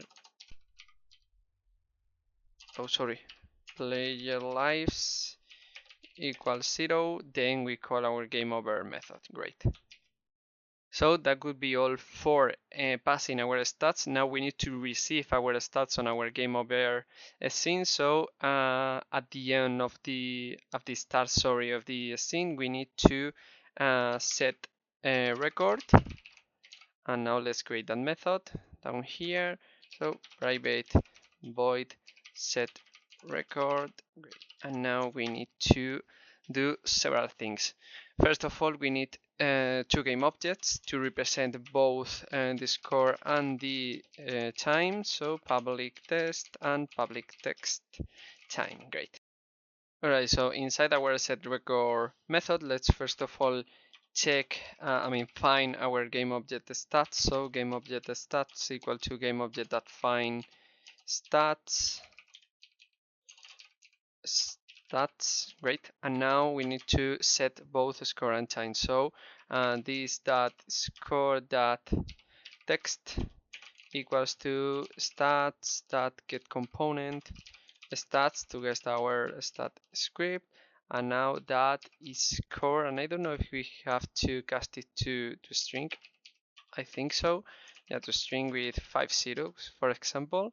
Great, and now pretty much the same for our time. So this dot time dot text stat get component stat score no time. Great.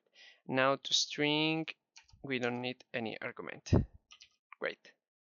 Now back to Unity, just go to your game over scene and make sure that you add your two text game objects to your script. So we need inside our panel time, time is down, and score. Great. Alright, sorry about this, but I just noticed it that we don't need our to string casting, and we need to actually add the words. So it says instead of just the score equals to this plus our score component. So now time equals to pretty much the same rate.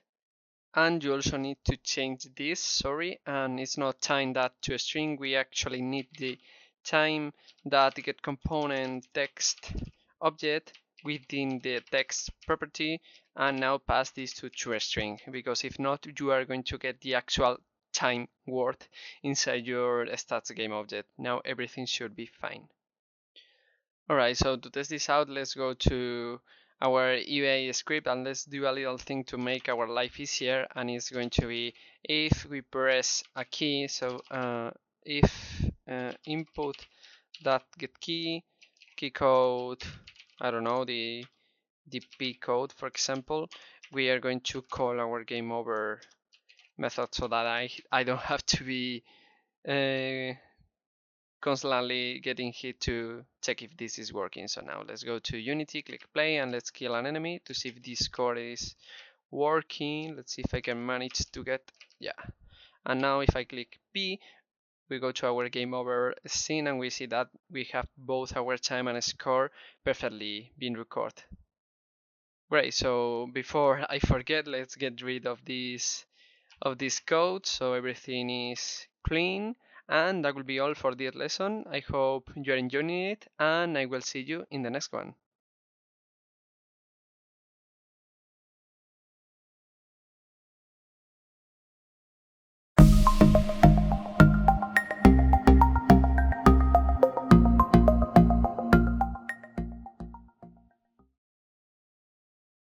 Hello everyone and welcome to another lesson of the course. In this lesson we are gonna start making our game more interesting by adding 2 new enemies. The process of adding new types of a pre-established entity goes through 3 steps. The first step is to decide which features are common to which type of entities. Then think about which ones are unique to a specific type, or if some of the common ones need a specific tweak based on the entity type. And the last step will be to make it all function. For this last step, you may find useful the following flow process. First, create and differentiate the different type of entities. Second, isolate the functionality you already have for your pre-established entity. Third, prepare a code structure in which your entity's specific features are called through the same global method. And lastly, develop both common and specific features. In this case, we are developing 2 new enemies, an UFO and a rocket. For the common components, these 2 new enemies and our current shooter enemy share the feature of damaging the player when they collide with it. Also, the UFO and shooter enemies both need to change directions when they collide with other enemy. And lastly, both the UFO and rocket share the fact that they get destroyed when hitting a wall. Continuing with the specific features, we have a different movement path for each enemy. We also have the shooter's ability to shoot projectiles, and finally, the fact that our rocket enemy gets destroyed when it hits another enemy. Now all that is left to do is make it all work, and the 5-step flow process we are gonna follow will be: first, we will create our new enemies prefab based on our shooters, and differentiate the different enemy types through an enum variable. Second, we will isolate the shooter movement and collisions or their own functions, and the shooting method with a boolean variable. Third, we will develop a structure for both movement and collisions that call the corresponding function based on our enemy type variable. Lastly, we will code both common and specific features. So this is a pretty important lesson and one of the most fun of all them all. And let's go step by step. And the first thing we need to do is create our new prefabs. We are going to create 2 new enemies, an UFO and a rocket. So let's first of all place some shooter and let's unpack this prefab so we can start from a middle point. So let's rename it to, let's start with the UFO. And first of all, let's set the visual looking. So let's go to sprites, PNG, and this is a really cool looking UFO. And I think it's a little bit too big. Yeah, let's make it just 1, and let's reset our polygon collider so that it adapts to our UFO body. Great. Alright, so we will take care of our enemy script later on. So for now on, let's store our UFO prefab and let's unpack it again so we can create our rocket enemy. And let's choose an sprite, and I think it was an orange enemy. I don't know. Yeah, that one. I like that one. Let's making that, and I want to rotate it on the y-axis. I don't know. Let's just use this tool, and you can rotate with the rotation tool. But if you hold Control or Command on Mac, you can rotate more in a more fixed way so that it looks better. And now let's make this guide so much smaller because I want, yeah, these guys to be spawning a lot of them on the bottom of the screen. So now all that is left to do is reset again our polygon collider so that it adapts to the new sprite. Great. Alright, so now that we have all of our 3 enemies, we need to divide the process into 2 steps. First of all, we are going to take care of the movement, and then we are going to take care of the collision. So let's go to our enemy script, and the very first thing we need to do is create some kind of method to divide our 3 types of enemy, and we are gonna do that through a type of variable which is called enum. So let's create public enum and let's call it type, and you need to first say all of the possible values for our variable which is type. Actually, let's name it enemy type for the sake of understanding, and we want 3 possible values, and we want to be able to create a shooter, an UFO, and a rocket. It's common practice to write the enum values in uppercase, but you can go to lowercase if you want. And now all that is left is create a type of variable based on our new type. So public enemy type, and now type. Great. Now you go back to Unity, you will see on all of your enemies that a new variable has appeared. So type, this is a shooter, and now you can just click and select the corresponding type of enemy. Alright, so first thing first, let's do a little thing to increase our game performance, and it is to create a new variable boolean which is going to be can shoot, which is going to be, actually let's leave it empty, and we need to set this variable to can shoot equals to enemy type, type equals to enemy type dot shooter, so that only our shooter is able to shoot. And now we need to control this method within this new variable so that it is not being executed on the UFO and rocket game objects. Can shoot, great. Alright, so before we jump into creating new movement methods, I have substituted our move shooter method, actually the method that is called on our update method, with a switch that calls the corresponding method based on our enemy type. So let's start with our move UFO, and we need to create a new variable which is going to be a boolean, is going up, indicating whether or not our UFO is going up or not. Great. So now we need a private float vector called ypix to determine whether or not we should start going down, and we are gonna set these values on our start method. So after we decide if our enemy can shoot or not, we are going to say float UFO pix, and this is going to be a vector which is going to have a different value within the position of our enemy. Sorry about that. And now we need to get our transform that local position, local position.y, and we are going to add 2.f, for example. I don't know, we can change that later on.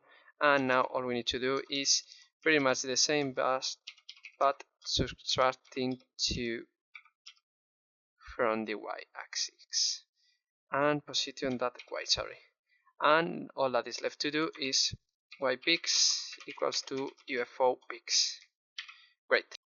And before we start with the proper method, we need another boolean which is going to tell us if we have reached the peak or not. So reach peak, equals to false. Great.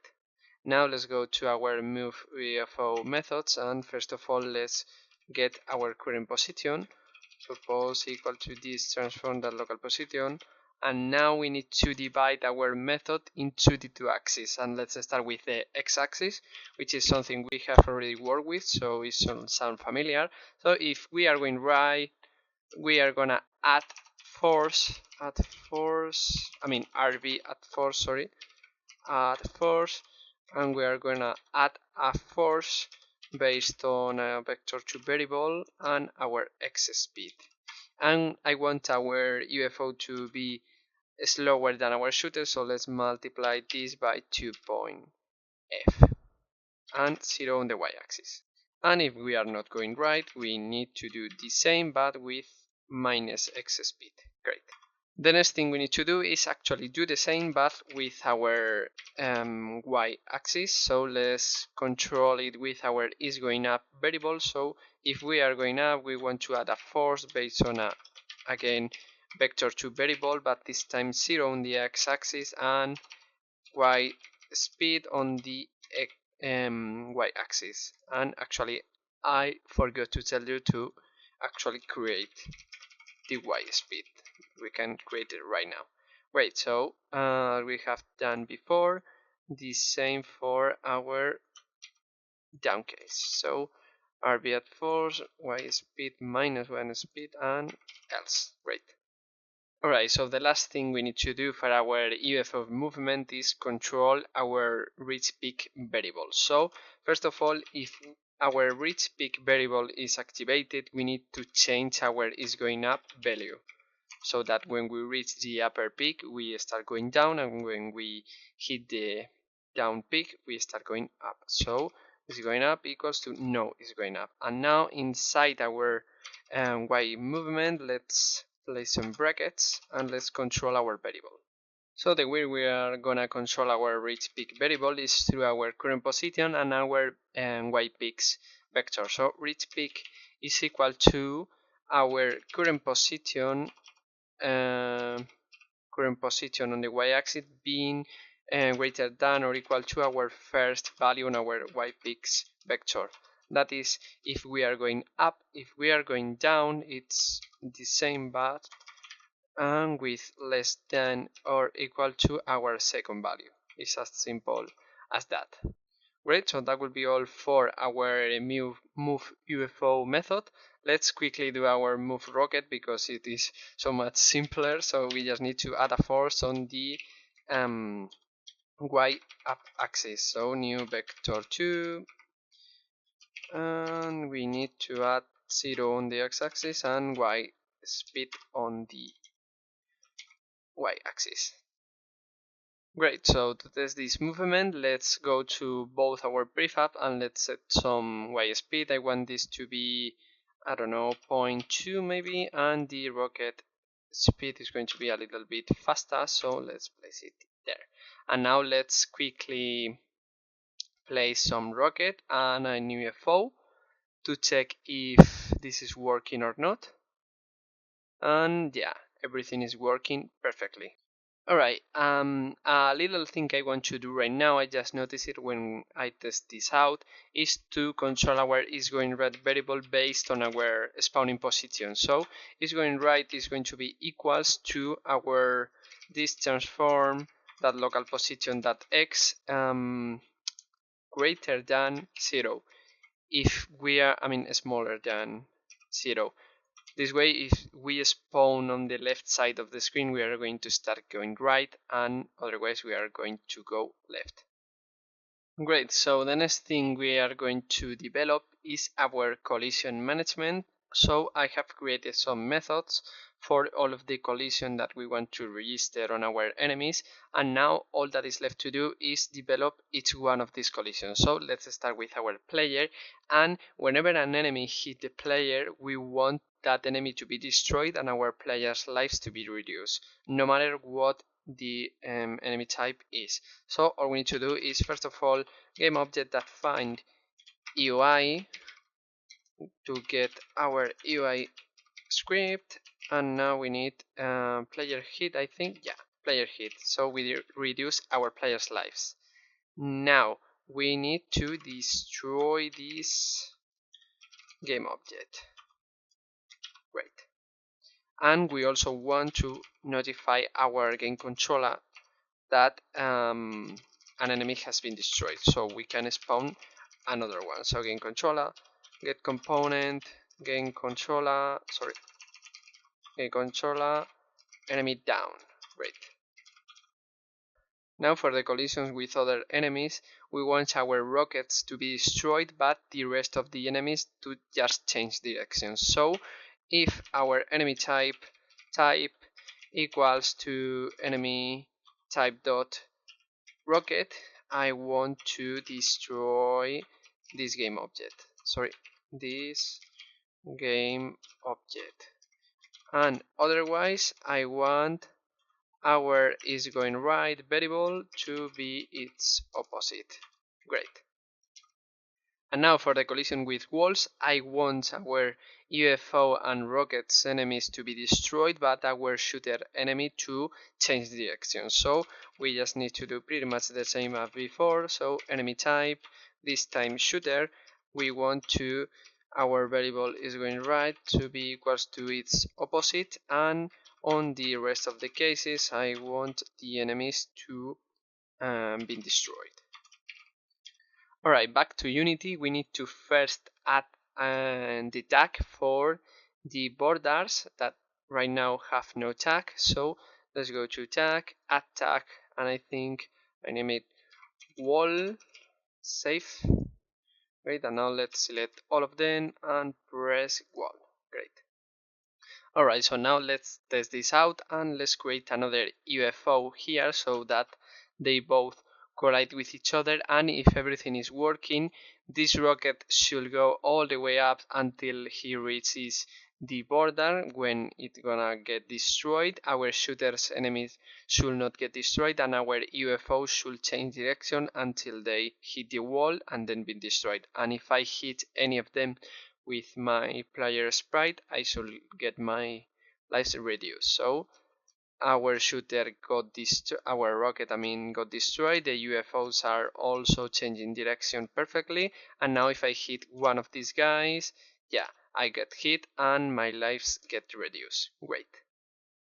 Alright, so we are almost done with our new enemies. We just need to add them to our game controller spawning system, and as I have told you before, this is so much easy because we have to already take care of doing the work before. So all we need to do is increase our enemies list size to 3, and now we have our two new elements. Let's add the prefabs, so UFO and rocket. Great.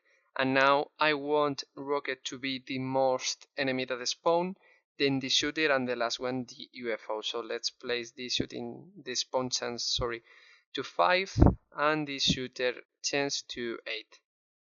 So now I want our UFO to be able to spawn through the whole screen on the x-axis, and on the y-axis I want it to only be able to spawn through -2, 2 and -2, for example.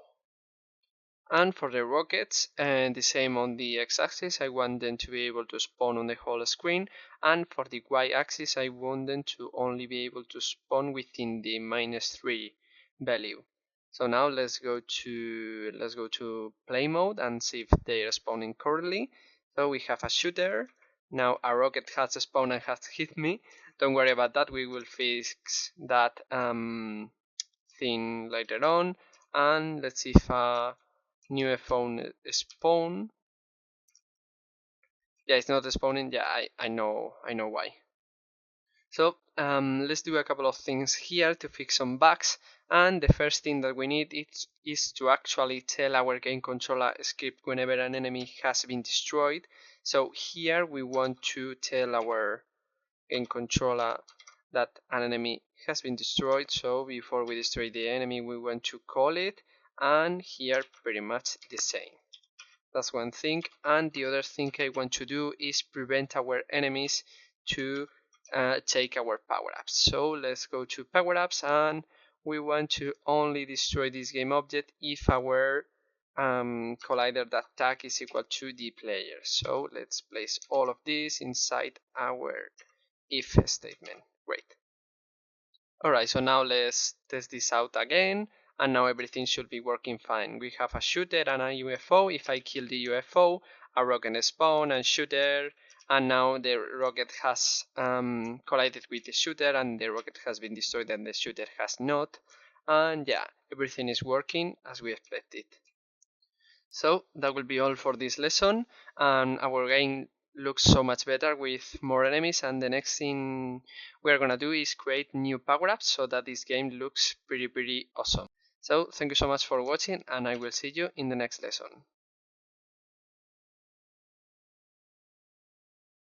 Oh, by the way, if you are struggling to complete the course and work on your project, I think you will get a lot of value from my completely free ebook. It's basically a PDF document which takes less than an hour to read, where I explain you the little secret I use every single day in my life to be not only much more productive, but to enjoy my day-to-day life a lot more. It's completely free and I would love to know what you think about it. There's a link in the description so that you can get it right now. And now back to the course.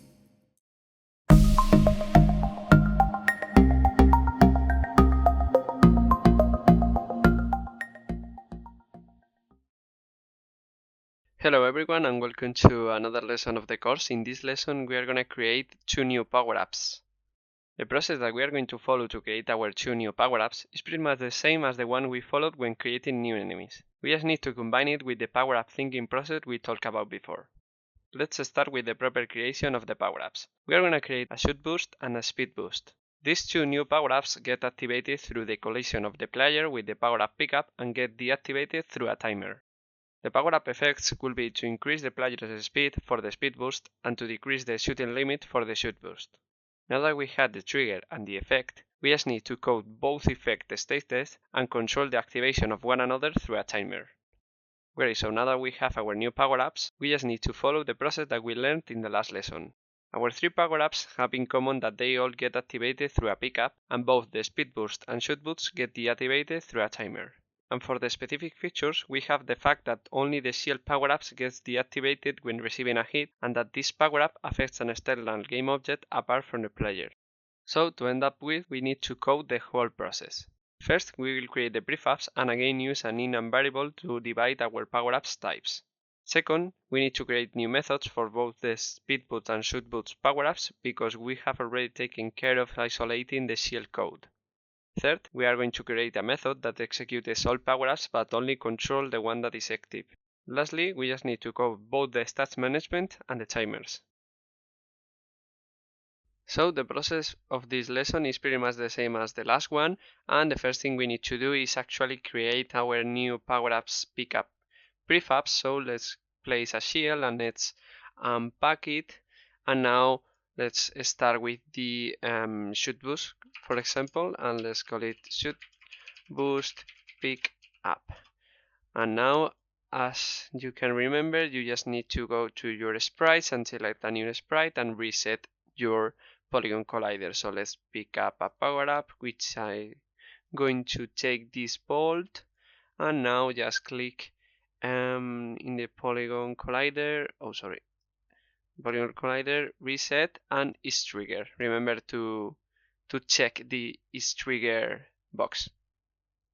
Alright, so once you have your new prefabs, go to your power up script and let's create another enum variable which is going to be called power up type, and we're gonna assign our three values which are going to be shield, shoot boost, and speed boost. Great, now we need a variable of type power up type which is going to be type, and now all we need to do is assign the corresponding values on all of our power ups. Alright, so the next step will be to divide which method of our player script we are calling based on our type variable. So let's make a switch which is going to have three cases. So the first case will be power up type dot shield, in which we are gonna call our shield method. Our second case is gonna be power up shoot boost for example, and the default method will be the speed boost. So now we need to change this line of code inside our CL call, and now all we need to do is change the method that is being called in each case. And this method doesn't exist right now, but we're gonna create them in a second. So no, this one is should boost, and speed boost. Alright, so back to our player script. I have created two new methods for the activation of both the shoot boost and speed boost, and we need some variables as a timer. So let's create two new floats. Private float speed boost timer equals to 0f, and private float speed boost time limit. This is the same structure as we use with our shoot time limit, and let's actually set it to, I don't know, 30 for example, and now we need the same for our shoot boost. Alright, so once you have all of your new variables, let's actually make them both greater than their corresponding time limit, so that our player doesn't start with the boost activated. So 21, great. Now when we want our power-ups to be activated, all we need to do is set those variables to 0. So this should boost timer equals to 0f, and this should boost, speed boost timer equals to 0f. Alright, so now we have taken care of the activation of the power-ups, and now we need to do a simple timer. So let's start with the shoot boost, and we want, if our shoot boost timer is less than or equal to our shoot boost time limit, we want to increase our shoot boost timer. So shoot boost timer plus equal, and let's go to 0.1 f times time delta time, great. And otherwise we want to do something else. Now if we are inside this if statement, we are inside our shoot boost state, so we want our shoot limit, what's it called, shoot time limit, I think it was this, let's check it out, and shoot time limit 6f, so let's set it to half, 3f, and otherwise we want it to be 6x. Great. And now pretty much the same for our speed boost method. So speed boost timer less than or equal to speed boost time limit, and we want to do something. If not, we want to do something else. And now first of all, let's increase our timer. So plus equal 0.1f times time delta time. Great, so if we are inside our speed boost state, we want to increase both x speed and y the speed, so let's increase it to 2. I think it's going to be too much, but we can change it later on, so 2f, and if not, we want the default speed, which is 0.8f. Great. Great, so the only thing left to do is go to our update method and create a new method, which is going to be private void update, update power-ups, and it's going to call our three methods. So update shield, update shoot boost, and update speed boost. And now we need to replace this update shield call for our update power-ups. Alright, so before we start testing this out, I think these values are not exactly the best. So first of all, let's increase our default shoot time limit to double, and now let's set the actual shoot boost state to 6, and the speed is going to be too much in 2f, so let's go with 1.2 for example, and now let's test if this is working. Alright, so I have left these three power-ups, so let's start with our shoot boost. I'm pressing the spacebar as fast as I can, and now if I click this one I can shoot more projectiles, so this is working perfectly. We should tweak those values, but don't worry, we are gonna take care of that when we start polishing. And now if I pick the speed boost, right now I can move this fast, and if I pick the speed boost, I can move much faster, and this value is pretty good. Great. Alright, so the only thing left to do is tell our game controller to also spawn these two power-ups. So let's increase our power-ups list size, and now these two elements, let's place the prefab, so shoot boost and speed boost, and I want them both to be able to spawn in the same X and Y values as our shield pickup, so that's already taken care of. And now I want the speed boost to be the most common one and the shield to be the less one, because it's the most powerful of all of them. So now if I go to the game, let's pick it up, and now another power up spawn, and let's see if a speed boost spawn, but yeah, a speed boost. And before we wrap up this lesson, let's do a little thing, which is to make our power up down method a coroutine, so we can wait for our current power up effects to last out before we spawn another one. So public enumerator power up down, and as you can remember, we just need to yield return new wait for second, new wait for seconds, and let's wait 30 seconds, and then we decrease our num of power-ups. Great. Now let's get rid of this method, and I think this method was called on the power-up script, yeah, and now all we need to do is add the start coroutine to this method calling. Now back to Unity, if you click play and now you pick up a power-up, you should see that another one power-up doesn't spawn until our current power-up lasts for almost 30 seconds. Alright, so that will be all for this lesson. I hope you enjoyed making this game. We have already taken care of the whole game loop, and all that is left to do is actually make our game looks better, because we have not animations or visual effects or music and so on. And I hope you are excited, because this is one of the best parts of game development. And that will be all, and I will see you in the next one.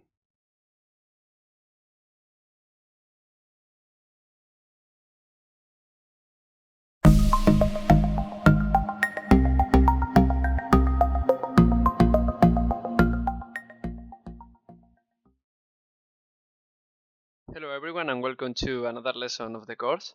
Today we're working on a really important stage of any game development project, polish. Polishing is the process of working on what we already have and making it be an overall better experience. To understand the importance of polishing, let me introduce you to the Pareto rule, or the 80-20 rule. The Pareto rule is a concept introduced by Vilfredo Pareto in 1896, and states that 80% of the results come from the 20% of the sources. Even though this theory was originally made to understand global finances, it is applicable to almost everything in life, including game development. When you work on a game, 80% of the final product comes from 20% of the process, and almost half of that 20% is polishing.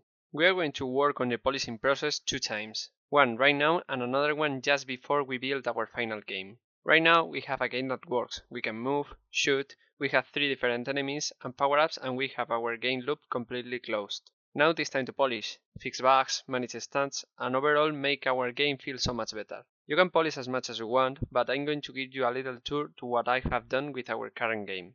First, I added a feature that adds a different score based on the enemy type.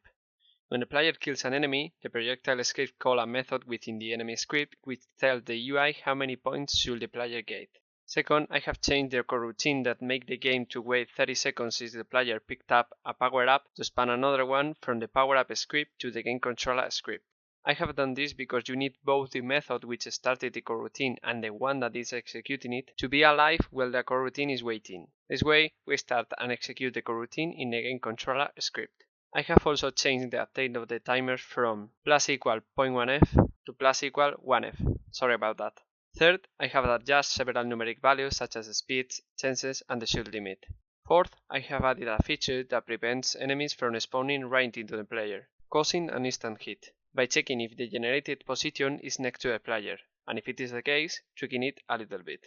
Finally, I have changed as much of our code to private. The most important modifications were unifying both X and Y speed into player speed and making it private, then controlling it with a public idle speed and a public boosted speed, making canshot public and getting rid of its automatic value, making the shooter X limits private and predefine it, and finally make it player score, player lives, number of enemies and number of power-ups private.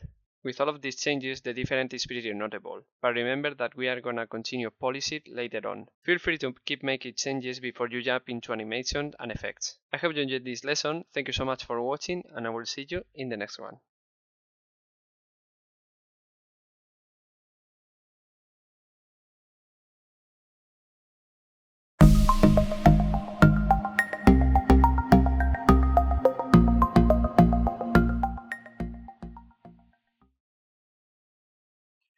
Hello everyone and welcome to another lesson of the course. In this lesson we are gonna get our game animated. So this is a pretty dense lesson, so let's start with the player so I can show you everything you need to know about animation, and then you can spend as much of your time as you want on the other's animation. So let's go to our player game object and let's add an animator component. An animator is a component that lets you control the state machine associated with a specific game object's animations. A state machine is formed by two elements, the status and the transitions. In this case, the status of our state machine will be our animation clips, and the transitions will be the conditions that decide in which clip our game object should be. Let's start by understanding what an animation clip is. An animation clip is a set of keyframes on one or more components of a game object. Keyframes are no more than an association of a determinate value of a specific component with a fixed instance of time. For example, you might have two keyframes in your game object's X position. One of them tells that your game object should be in the 0x position on the second number 2, and the other that it should be on the 4x position on the second number 4. When more than one keyframe is created onto the same property within different times, an animation clip is formed. The value affected for both components will gradually go through one value to another in the amount of time that your keyframes are apart. In this example, your object will gradually go from 0x to 4x in the interval of 2 seconds, starting at second 2 and ending on second 4. The other component of an animator are the set of transitions between states. These transitions can be either automatical or manual. Making a transition automatic means that you will set an entrance, duration and exiting time, which will produce the final transition between states. On the other hand, making a transition manual means that you can constrain a game object to go from one state to another with some conditional elements like booleans or triggers. The process I recommend you to follow will be to first create all of the animation clips and then form all the transitions.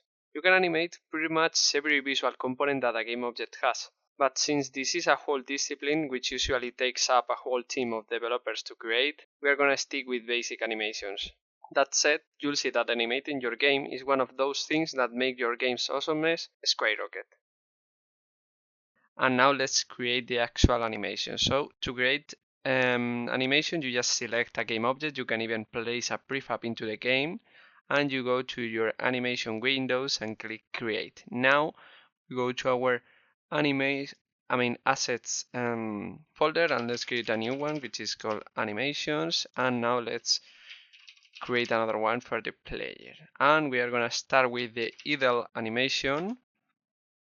And for the idle animation we are going to modify our player scale.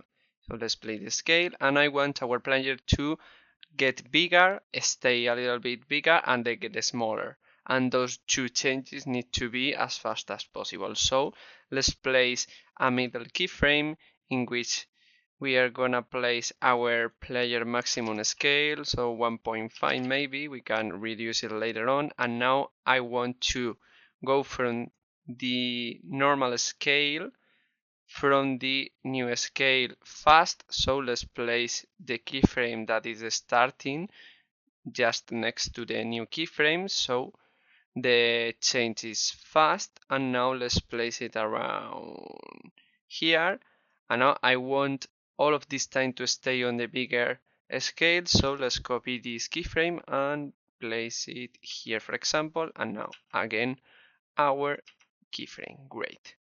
And now if you click play, you should see, yeah, that's good.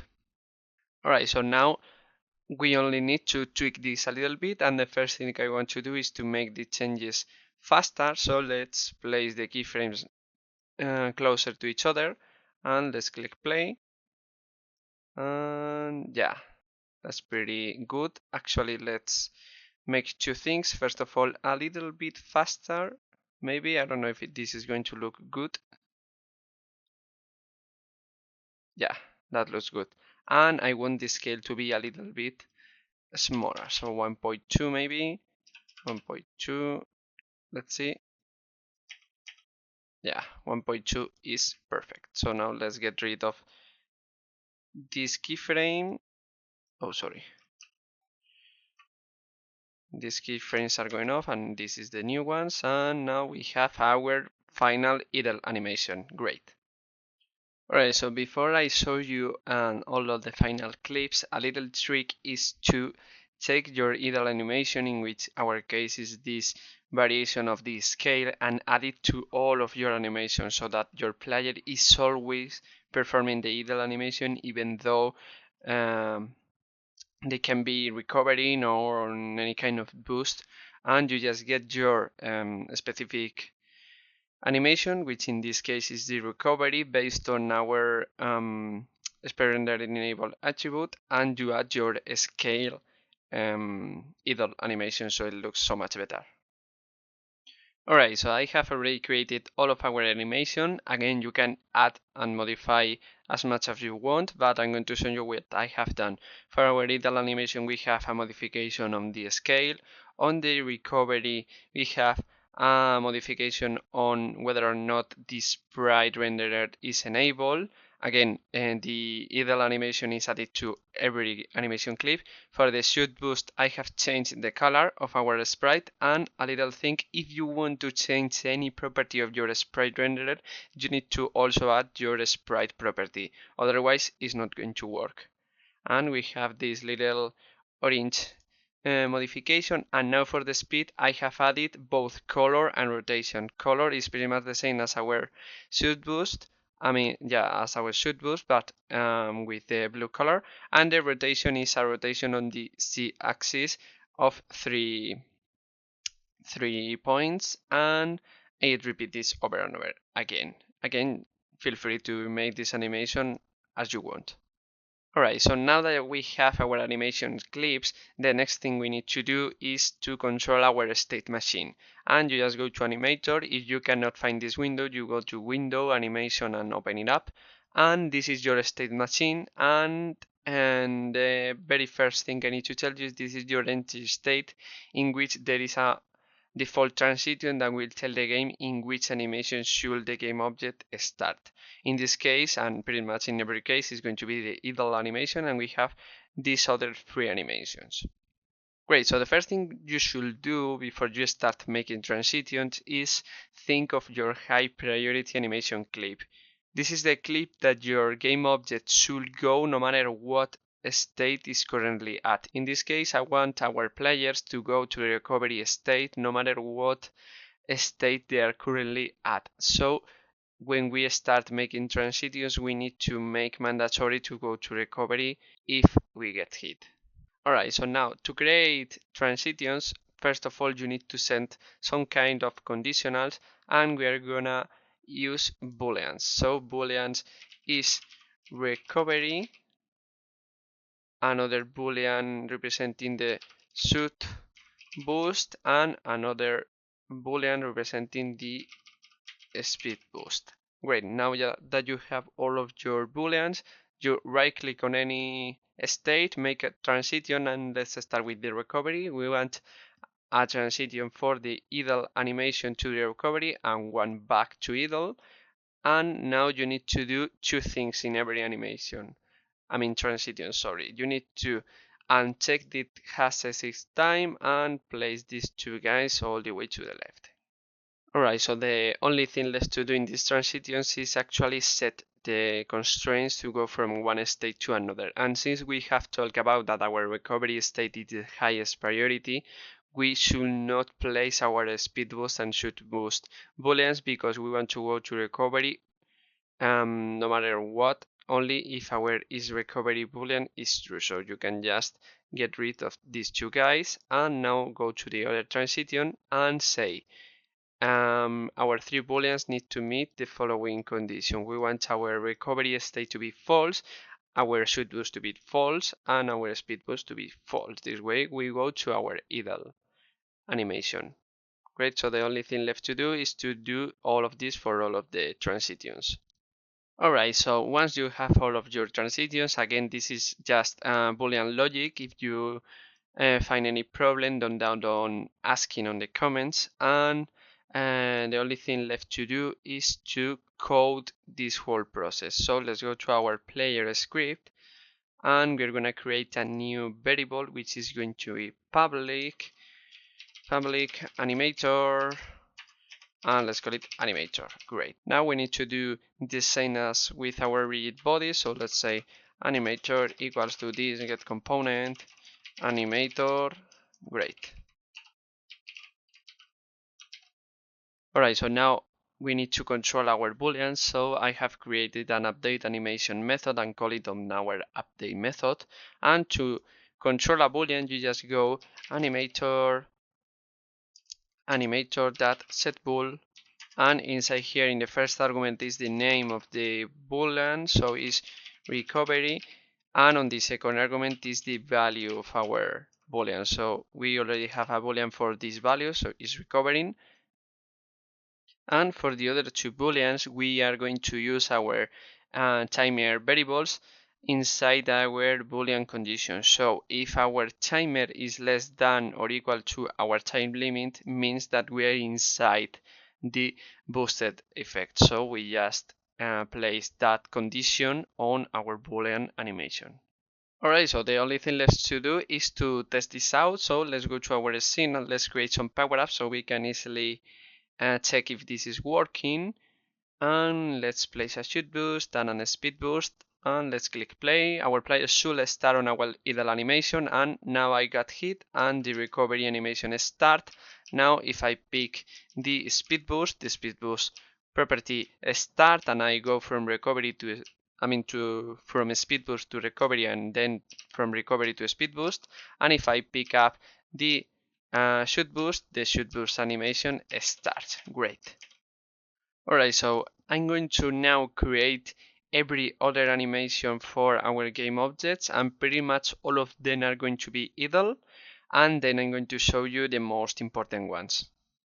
Alright, so I have already created every animation, and let's do a really quick tour over what I have done.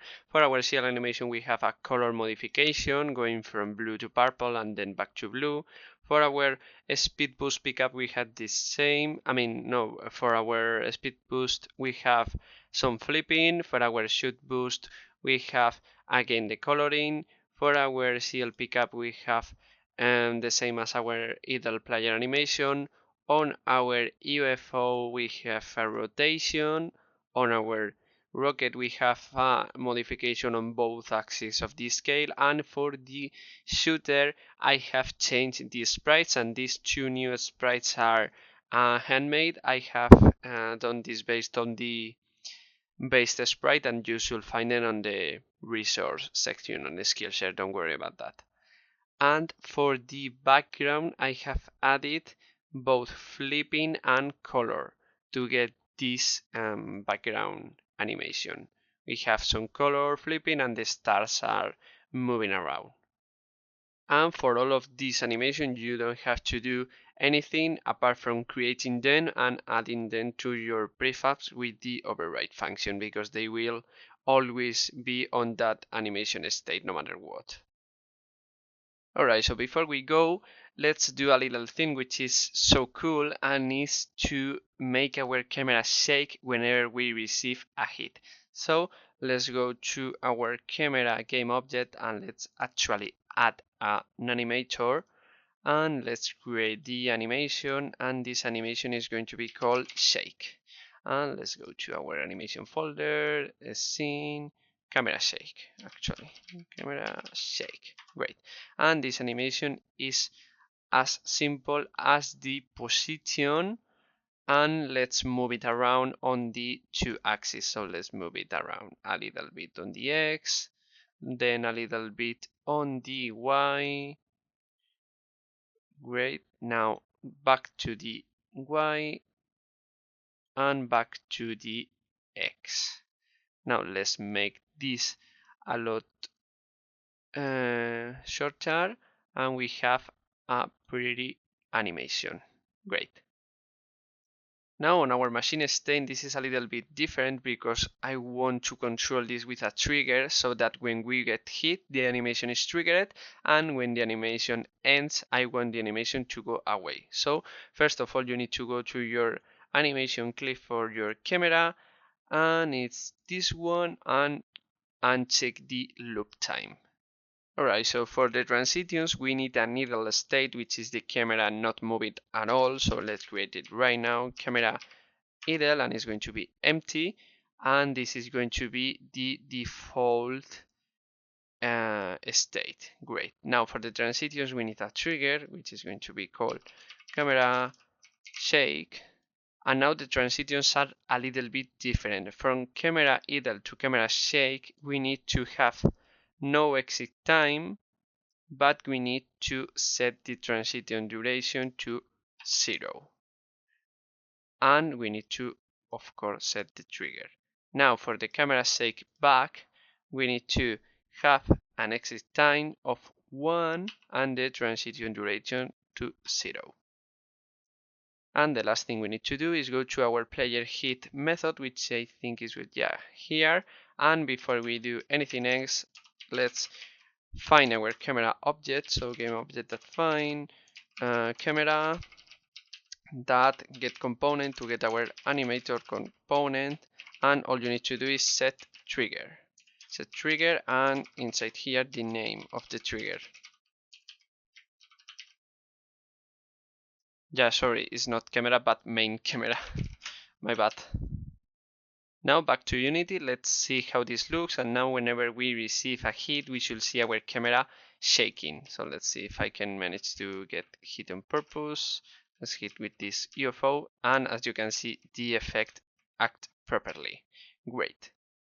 So that will be all for this lesson. I hope you enjoyed making this animation. Personally, I love to animate, as you can see from the animation of the course, and I think that the game looks so much better right now.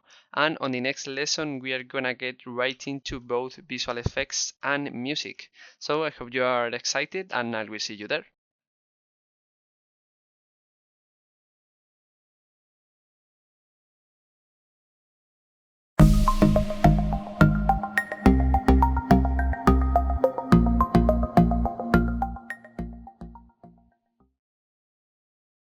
Hello everyone, and welcome to another lesson of the course. In this lesson we are gonna add particles to our game. The process of adding particles to your game is pretty simple. You just need to follow two steps. The first step is to create the particle system, which is no more than a game object that you will then instantiate. When creating a particle system, you can customize every little aspect about it, but I recommend you to pay special attention to the render of the particles, which is how each particle looks, the emission, which is how are the particles distributed when being spawned, and the three core characteristics of each particle: the size, the speed, and the lifetime. When you have your particle system, all that is left is to create it in the correct time and in the correct position. To do this, you can apply the instantiation process we used in the shooting lesson. Once you have identified your trigger, you just need to link it with the prefab you created in the first step. So when you want to add visual effects to your game, particles are really useful because they are so easy to do and give your game a really cool looking. So the first thing we need to do is create the particle system. So just go to game object, effects, particle system. Now let's rename it to player projectile effect. We're gonna start with that. And now the first thing I want to do is change the looking of each particle. So just go to renderer and let's change it to a default sprite.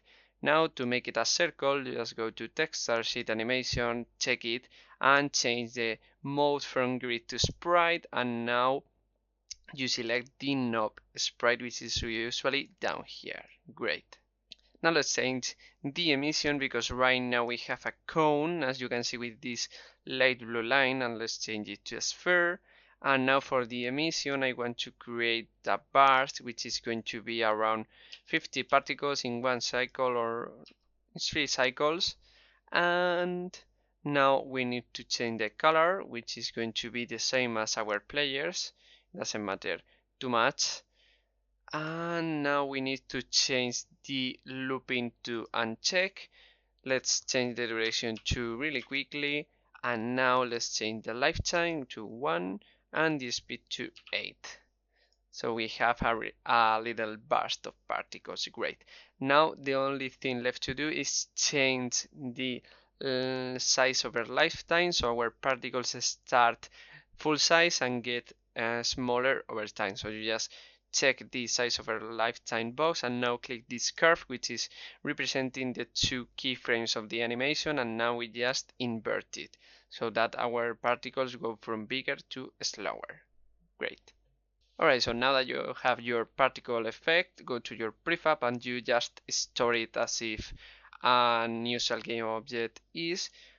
Alright, so now we need to get right into the code, so get rid of your particle system, go to your projectile script, and now we're gonna create a public game object variable to store our effect. And now when we start the game, we want to instantiate that effect. So we just go to game object and new effect. Let's use the instantiate, and this time we're gonna use it with 3 arguments so that it matches the projectile position. So let's call it, the first argument is the prefab, the second is the position, so transform position, and the third one is the angle. So you just go quaternion dot identity. Great. Now let's give it a name and a parent so that everything keeps organized. So the name is going to be projectile effect, and now we just set the parent, new effect that transform that set parent, and we just find our our game object that find effects that transform. Great. Alright, so the only thing left to do, apart from of course linking our prefab with our effect, is to make that effect smaller. So let's place it in front of the player, and right now it's so much bigger, so let's just make the scale slower. So let's start with 0.2 maybe, I don't know, 0.2 on the C2, and yeah, I think it's too much bigger, so 0.1, 0.1, let's check it out. Yeah, that's good. And now I want the speed to be faster, so let's make it 10, and this I want the lifetime to be 0.7 maybe. That's too slow. Let's take it to 20. Yeah, let's see how this looks inside the game. Now just remember to override your changes so you can see it on your prefab. And now let's click play and see if this looks good. Yeah, they need to die sooner, but the speed is pretty good. Alright, so I have adjusted a little bit some values of our particle system. I have changed it to just 1 cycle, and the speed, lifetime, and duration I have also changed that. Again, you can fully customize your particles as much as you want. And now let's unpack this prefab to create another one for our enemy. So we just unpack it, and now let's say it enemy projectile effect, great. And now let's set it to a red color. Great. Now we should see your red color. Now let's store it. We can get rid of this, and now we just need to add it to our enemy projectile script. And now let's see if this is working. Now let's see if a shooter spawns and shoot a projectile. Yeah, it's working perfectly. Alright, so we are going to stick with the basics when it comes to particle system, and I'm going to create more effects to other interactions in the game, like enemy distraction or power-up picking, and then I'm going to tell you the important things that you need to do when creating them. Alright, so I have already created 3 effects for each enemy, and the only thing notable is that I have added a second color. You just click on this little arrow and you select random between 2 colors, and you can select 2 colors to get your particles on a color between these 2 values. And on the enemy script, I just added a method which basically do the same as the instantiation before, and call that method whenever an enemy is being destroyed. Alright, so now pretty much the same for our power-up effects. I have created 3, and it's pretty much the same between 2 colors and a little bit smaller, as you can see, but it's pretty much the same as the rest of the particles.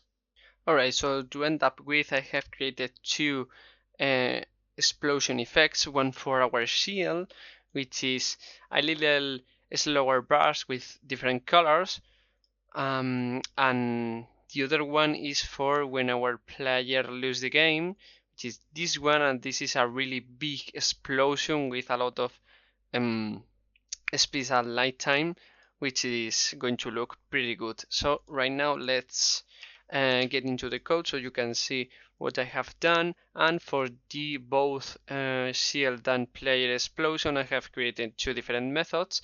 This one is called on the UI method. I have commented this line so we can test this out now, and the other one is called through the player hit also, and I think it's, yeah, right here.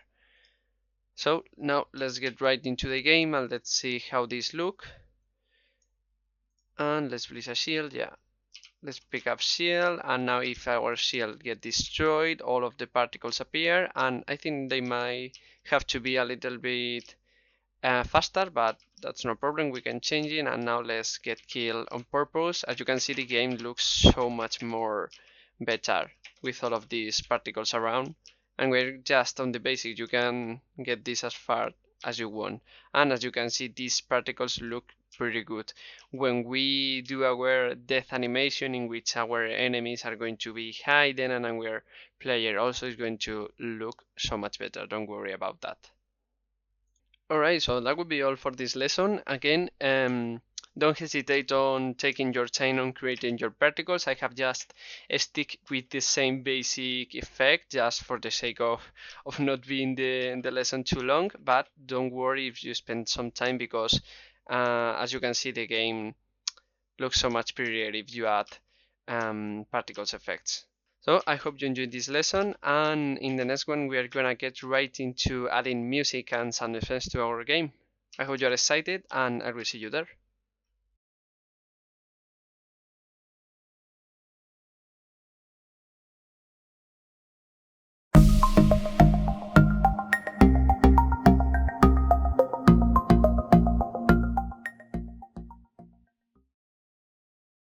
Hello everyone, and welcome to another lesson of the course. In this lesson we are gonna get right into music and sound effects. Before we start adding sound effects and music to our game, let's learn a little bit about the 2 main audio components in Unity. When you want to add this kind of feature to your game, you'll probably use both audio sources and audio mixers. An audio source is a component used to play audio clips, but you can also customize how you want those audio clips to be played. For example, modifying their volume and pitch, or making them play on loop mode. You can use one audio source to play multiple audio clips, but keep in mind that you need the game object that is playing the clip to be alive until the clip is over, otherwise you won't hear anything.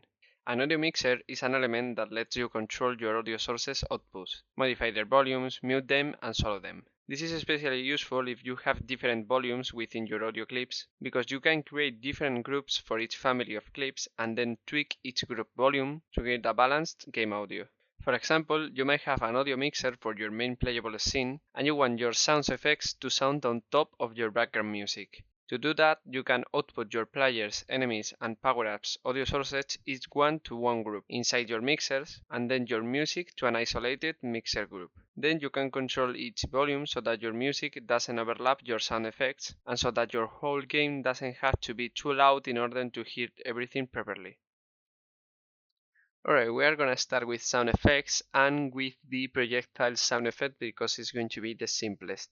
So let's go to our audio folder and let's create another folder which is going to be called mixers. Inside mixer folder, let's create the audio mixer for our level scene, and now we need to create a group for our projectiles. So let's call it projectiles. Great, and now we can go to our prefab folder, our player projectile, and our enemy projectile. Let's actually make both at the same time, and let's add an audio source, which the output is going to be the projectile group within the level audio mixer. Great, now we need to set play on awake, no, and we need to set the audio clip for both of these lasers. So let's go to bonus, and I think these two guys looks good. And let's go first with the player projectile, and let's set the laser effect 2 for our audio clip, and now for the enemy projectile let's set the laser 1. Great.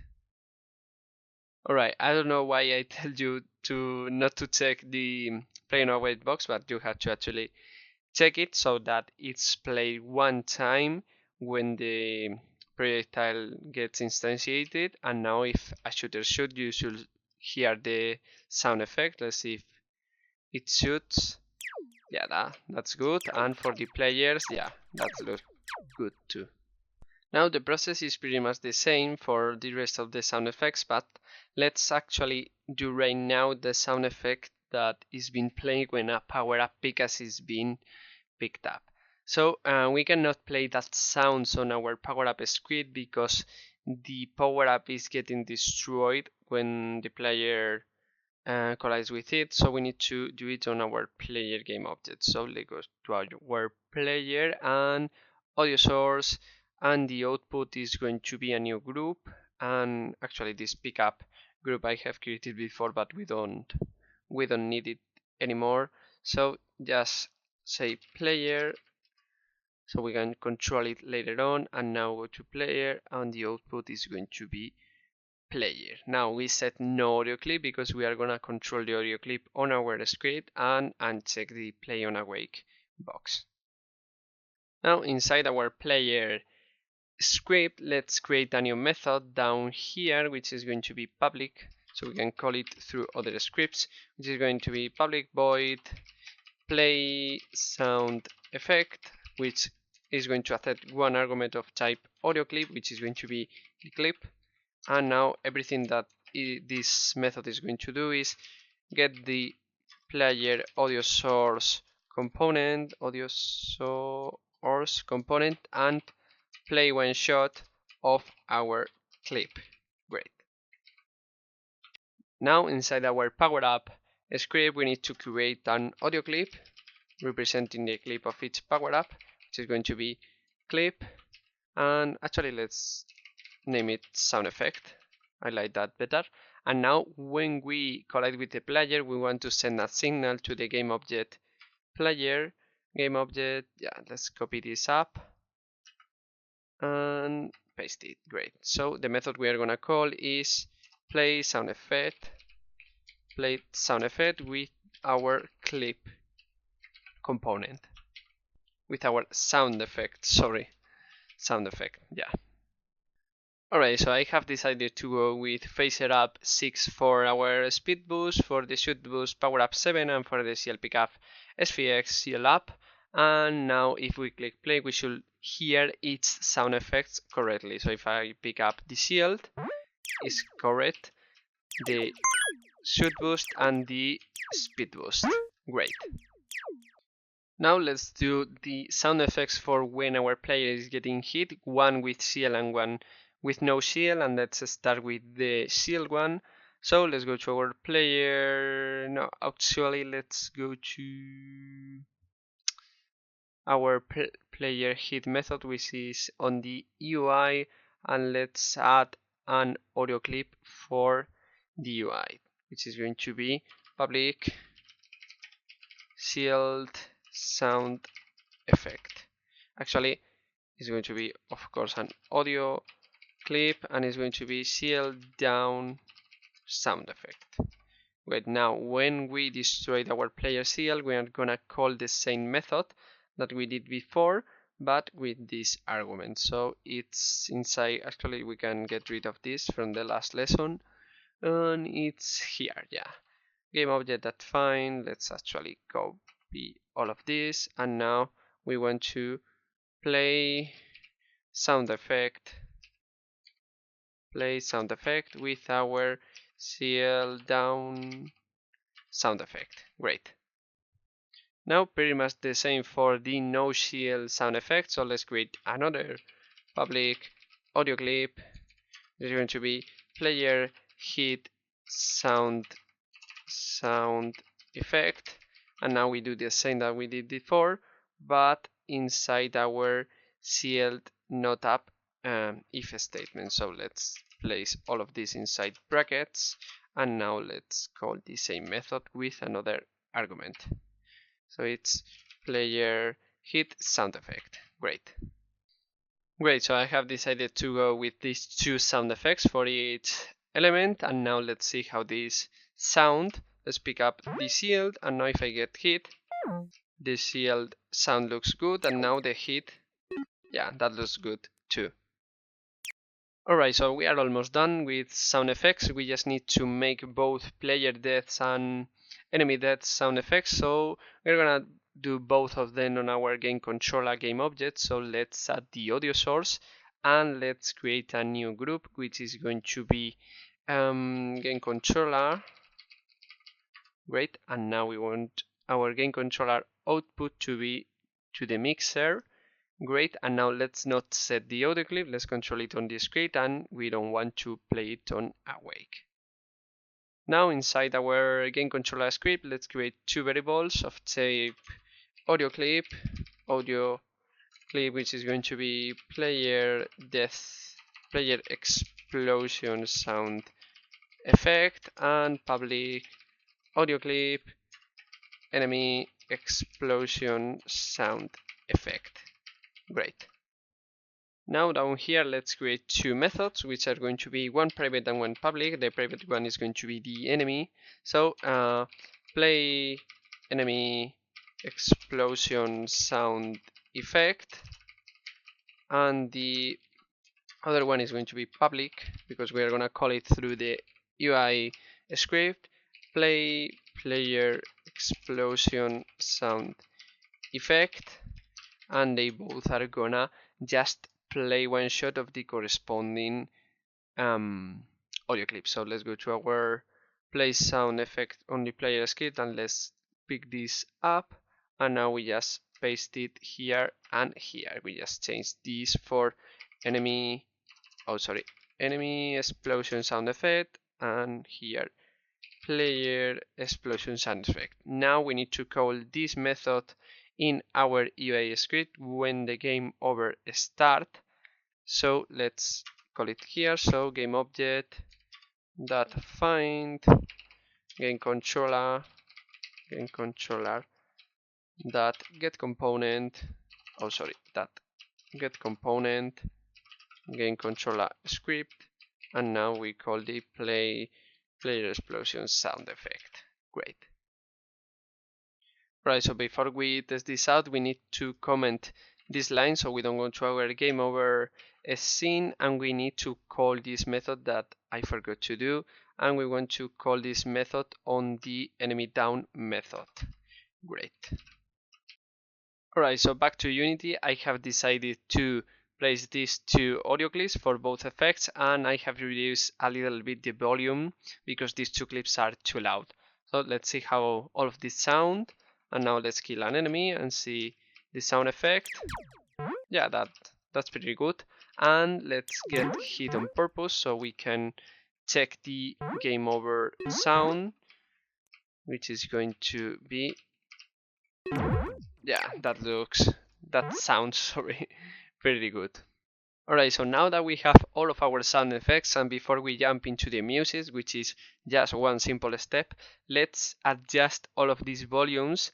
And for any of you that don't know too much about audio, you want your volumes to be between -6 and -12. That's the sweet spot for human audition. So let's click play, and now we can mute and solo every output. So let's just solo it the game controller, and let's see the sound. So if I kill an enemy, it's 22, and if I get hit,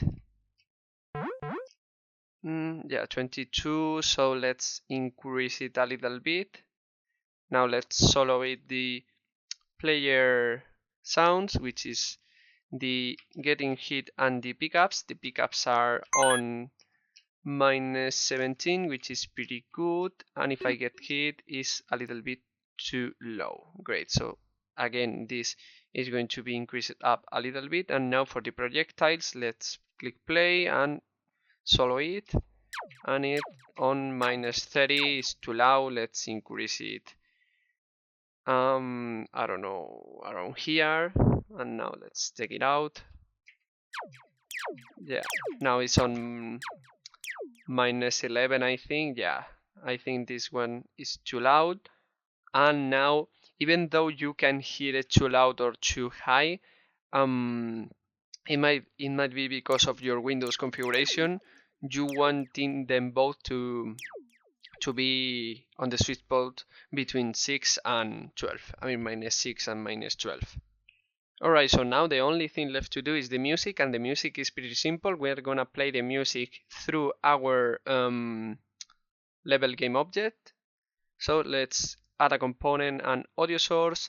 Let's first of all create the mixer, which is going to be music. And now we want our level game object to be output to music. And now let's check the loop and the play on awake.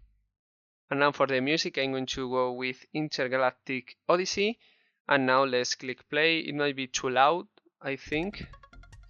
Let's check it out with the audio mixer open, and let's see how much the music sounds. It's -10, -9. It's pretty good. Let's see when the music starts. -9. Yeah, that's pretty good. Alright, so before we jump into both main menu and game over music, let's actually do a little thing, which is to decrease our music -10 and increase our master volume so that our sound effect sounds louder than our music. And now let's click play and see the levels. And yeah, I think now it's so much better. Our game is around 12. Yeah, we can. Nah, it's good. It reaches -7 in some points, so it's pretty good. Alright, so the only thing left to do is to create 2 new audio mixers for both menu and game over, which is going to have just one master group, game over. And now we just need to go to our corresponding scenes, and let's add to the background, for example, an audio source, which is going to be head to the menu audio mixer, and we just need to set the music, which is going to be for me Intergalactic, I think. Now Intergalactic is the level 1, Interplanetary. And now let's set the Interplanetary, and now we can mess up with this volume or with the audio mixer. Let's play it to see how this looks. Let's go to our menu, and it's around, yeah, -10, -9, that's good. Alright, so I have already done the same for the game over. Alright, so that would be all for this lesson. Our game looks so much better with all of these sound effects and visuals, particles and animations. And thank you so much again for getting all the way up to this point of the course. I'm so proud of you for getting here, and I hope you are enjoying as much as I'm making this game, and on the next lesson we are gonna almost finish the game. We are gonna do a little entrance and exiting animation for our players, and then we just need to polish again and build our final game. So again, thank you so much for watching, and I will see you in the next lesson.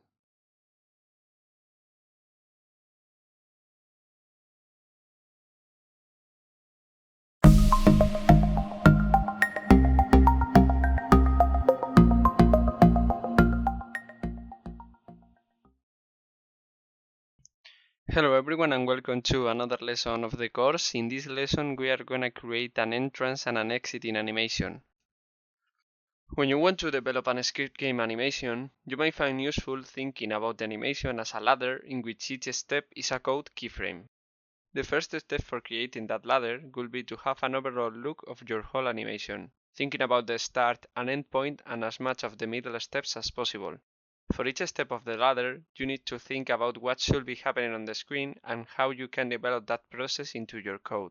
Once you have every step of your ladder, you just need to link them in the correct order and manage the transition time to one another.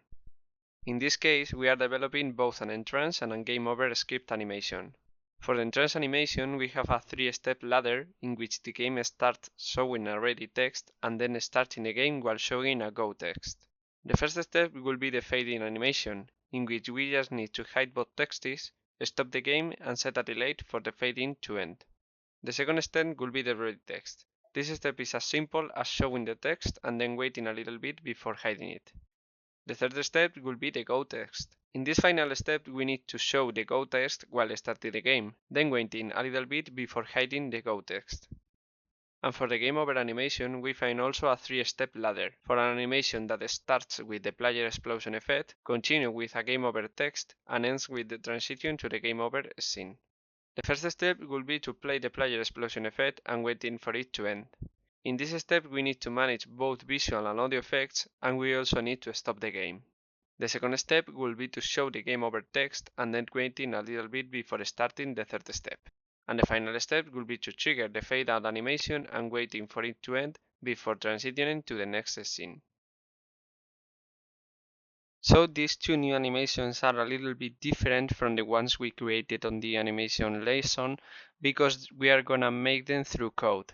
And the very first thing we are going to do is a fade out and fade in animation for when we are changing scenes. And to do that we need to first create an image, which is going to be just a black background which will cover our whole screen. So let's place it all over the screen, and now we need to do 3 animations, fade in and fade out and an idle animation. So let's say idle transition, and let's store it, and let's actually rename this image to transition. Now we need to add the property of color, because color, as you may know, is RGBA, and the A letter represents the alpha channel, which is how much transparency an image has. So now all we need to do is set the transparency all the way down to 0, so that is fully transparent, and now get rid of all of these keyframes. Now we have our idle animation, which is just one keyframe. Great. Now we need 2 new clips, which are going to be fade out and fade in. Let's start with fade out, and we need the image, the color property again, and now we need starting from transparent all the way up to fully black.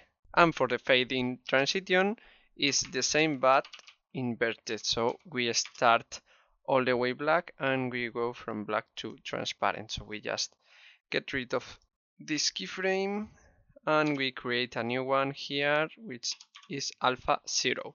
Now we have our 3 animations. Great. Now on our state machine we want to start not on our idle transition but on our fade in transition just when we start the game, and now we want to go from fade in to idle automatically, so we need to set an exit time which is going to be, I don't know, 1.5 maybe, I don't know, we can change that later on, and the transition duration is going to be 0. Now we want a trigger which is going to be fade out, and we make a transition from idle to fade out, and let's make it manual, and we are gonna control that transition with our fade out trigger. Great. Yeah, I just noticed that I had made a mistake, just set your exit time to 1, sorry about that. And now if you click play, you should see that your game starts with a really cool fade in and stays on the idle animation. Now all we need to do is set, first of all, let's set our transition image to false so we can see through it on the inspector, and we are gonna set the image enable just when we start the game so we can work more comfortable. Now let's get right into the code, and now for example let's update the image in our UI script. So we just go game object that find, and let's find our transition game object. We get the image component and we just enable it. That enable equals true. Great. Alright, so now for the fade out we need to do two things. First of all, we need to call the trigger on the animator, and then we need to wait for that animation to end before we change this scene. So what we are going to do is to create a new enumerator, which is going to be public enumerator process after game over, which is going to accept one argument, which is going to be the delay, so we can easily manage that value.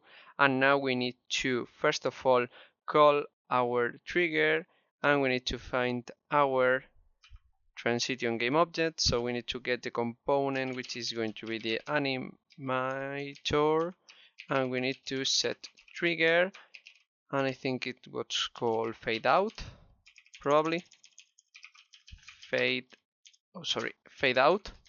Then we need to wait, so yield return new wait for seconds and the delayed argument, and then we change our scene. So let's get rid of this line of code here and paste it over there. Now we need to call the coroutine, so start coroutine process after game over, and we are gonna set the delay to 1.5f, for example.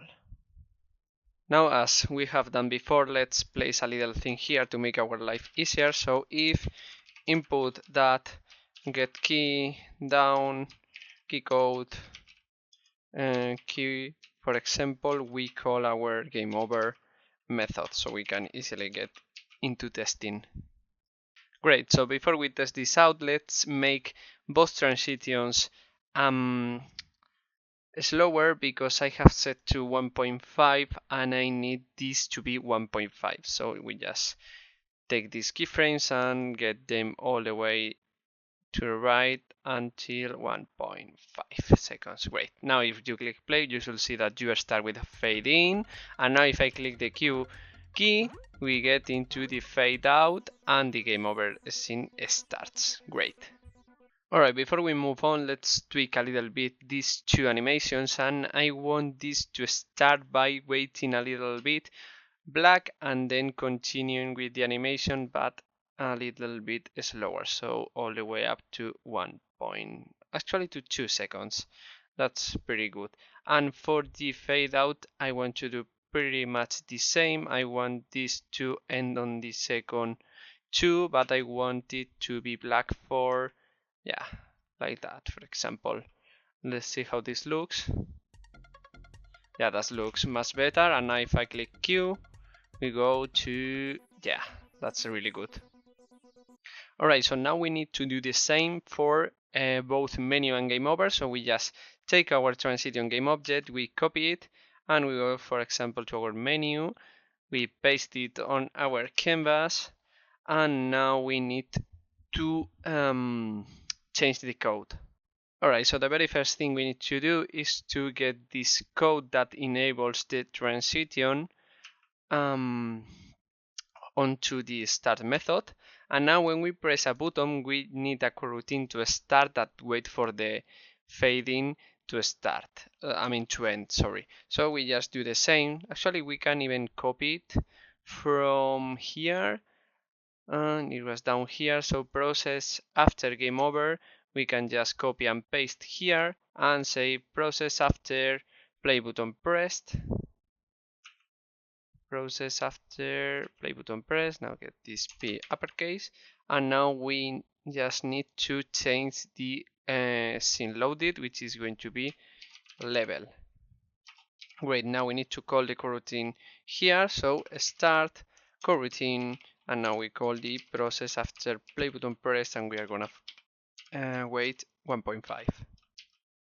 Now pretty much the same for the exit button, we just copy and paste, and instead of loading a scene, we just quit the game, and let's change the name to play button pressed to exit button pressed, and we just get the coroutine called here with exit button pressed. Alright, so here and on the game over it's a little bit trickier, because if you leave your code like this, you will see that you are not able to press any buttons because the image is above the buttons. I'm right now pressing it and nothing is happening. We can fix that easily just by creating a new coroutine, which is going to be private enumerator wait for fade in, and we just return yield return new wait for seconds, and we wait 2 seconds, and then we disable the coroutine. So we do this, enable equals false, and now we need to call it on the start method. This way the image is disabled when we want to press a button. Wait for fade in, and now before we start any animation we need to enable the image property. So enable, great. And now you click play, you should see that everything is fine. You start with a fade in and you can press your button, a fade out appears, and then change this scene to get our final transition. So all I'm going to do now is do the same for our game over. Alright, so once you have all of your fade in and fade outs animation done, let's make the actual animation. And the first thing we need to do is to create two texts inside our canvas. So let's create a text which is going to be ready, and let's set the font, the color, the style, and now let's set the scaling box. We want it to be in the center, and we want it to be a really big text. Yeah, that's too big. Right, yeah, that looks good. And now let's call it to ready, and now let's duplicate it and let's place another one which is going to be go. Now let's move it around and rename it. Now before we jump into coding the animation, I want to control which actions of the game are allowed when the game is started or not. So we need to create a boolean on 3 different scripts, which is going to be the same game on, which is going to be false at the start. And now let's create it on the game controller, the UI, and on the player. So here, and on the player script down here. Now I don't want our player to be able to move if the game has not started. So if game on, then we check the input, and the rest is we check the input and the shooting. Now just check the input. Now for the UI, I don't want our time to start until the game has started, so update time is only able to start if the game is on, and the rest is totally fine, and we can actually get rid of this code. And for the game controller, I only want our entities spawning if the game has started. Alright, so now let's get right into the business, and the first thing we need to do is to create two new variables, which are going to be type text ready and public text go. Great. Now we are going to create several coroutines and methods. All of them are going to start with this method, which is going to be called start game, and this method is going to be called on the start method. So start game. Now the first step is to disable both texts, so we just need to do ready that get component text enabled equals to false, and the same for the go text with the enable property. Now we want to wait for the fade in to end, so we just copy all of this from our menu script and we paste it here, and we call this coroutine from our method. So start coroutine and wait for fade in. Great. Now the next thing should be to show our ready text for a little bit of time, so we need to create a new coroutine, which is going to be enumerator ready routine, and now let's create it with again a float delay argument, and inside this coroutine we want to show the ready text, then we want to wait for the delay introduce, and then we want to hide again the text, so enable equals false, and we want to start this coroutine after we have disabled, after the fading has been concluded. So we just call it here and ready routine with a delay of 2 seconds, for example. After that, we want to show our go text, so pretty much the same. Let's actually copy all of this, and we just need to change little thing like this one, and this ready is going to be both go, and the delay is going to be 1.5. For example, we call the coroutine here, and instead of ready is go coroutine for 1.5f. And the final step, once we have shown the coroutine, we just want to start again. So we need to change our variable from the three scripts. So game on equals true. We want to find our player, so find player that get component player to get the player script, and game on, which is private, sorry about that, and it's going to be true. And now the same for the game controller, which is also private. Sorry, I forgot to tell you to make them public. So game controller and game controller. Great. Now we're going to game controller and change this boolean to public. So public, and now we get this on the player script. So this goes down. Great. Now inside Unity, all we need to do is set our game objects here. So ready text is this one, and the go text is this one. Alright, so now if we click play, we should see the game starting. Once the fading animation is out, the ready text should appear for a little time, then the go text appear, and we can move only when the go text is up. So we start, and let's see the fading, now the ready text, and now the go text. Great. Great, so now we need to do a similar process for the game over animation. So let's duplicate this text and let's place game over. Let's move it around a little bit to the middle of the screen maybe, and yeah, around here, game over. Let's place the space, and now we want to rename it to game over. Let's actually disable it, And now we just need to get right into the code. Now for the code of the script, we need to create a new variable of type text, which is going to be for the game over text. So game over text.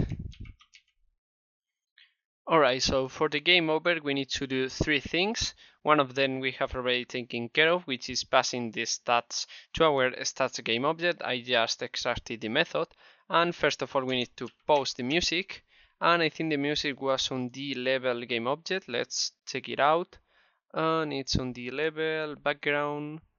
No, it's on the level. Yeah, on the level. Great. So we just go to game object that find level that get component audio source, and we just stop. Great. Alright, so now we need to destroy all of the entities, so we are gonna create two methods. One is going to be called destroy entities, which is going to call another new method, which is going to be destroy entities with tag, and let's call it with an argument of type string, which is going to be the tag. Now we need to create a game object vector, which is going to be entities, and is going to be called with the game object that find game objects with tag with the argument tag. Great. Now we need a for each loop, which is going to have for each game object called go in entities vector, we just destroy the go object. And now we just need to call this new method 4 times for all of our tags, and the ones that are not created yet will be created right now, don't worry. So we just need to create the new tags. So this tag is going to be enemy, then the power up. Sorry, this is a little bit messy, so let's get rid of this, and now projectile and enemy projectile. Let's actually name it player projectile.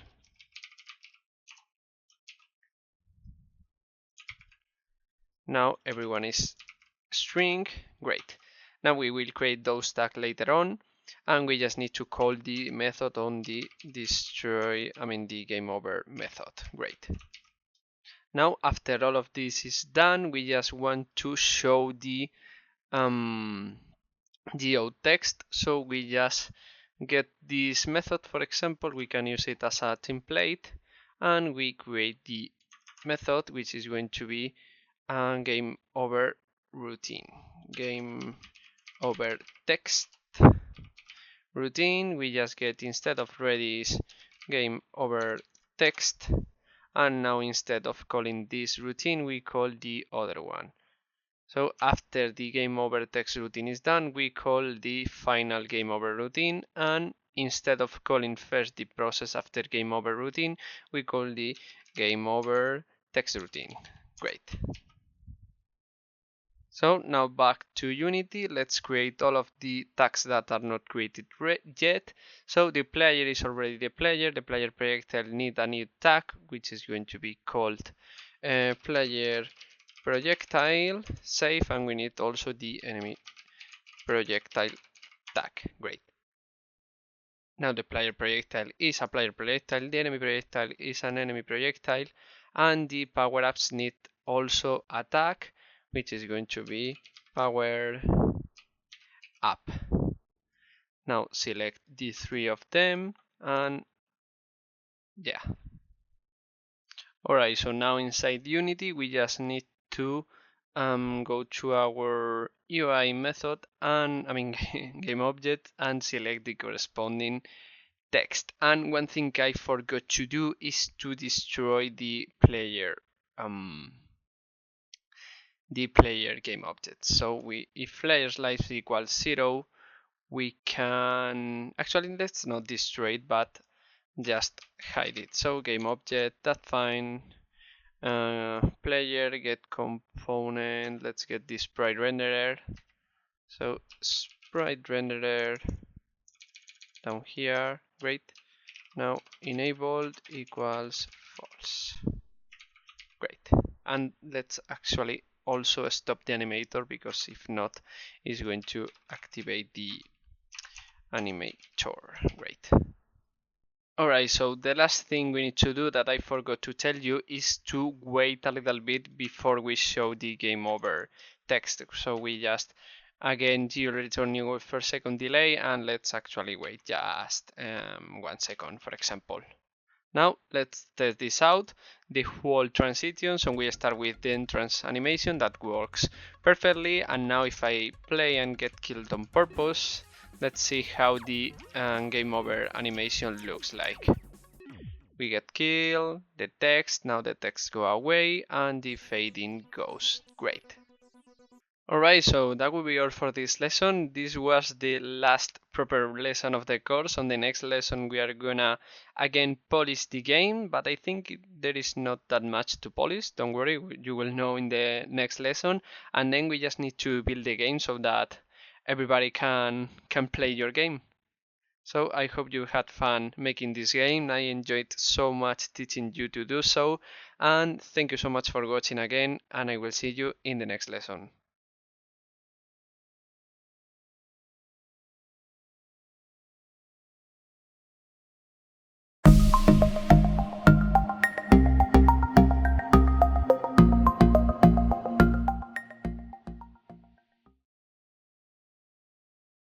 Hello everyone, and welcome to another lesson of the course. Today we are working on the second and final stage of our game's polishing process. We are almost done with our game, but before we build it so that everybody can play it, we need to again spend some time making it be a better experience. There is not that much to polish, because we have taken care of doing the things as best as we could, but let's quickly review everything that I have changed since the last lesson. Let's start by taking a look at 2 bugs. One of them was preventing the player to go from the shoot boost animation state to the idle animation state because of a mistake on the booleans controlling that transition.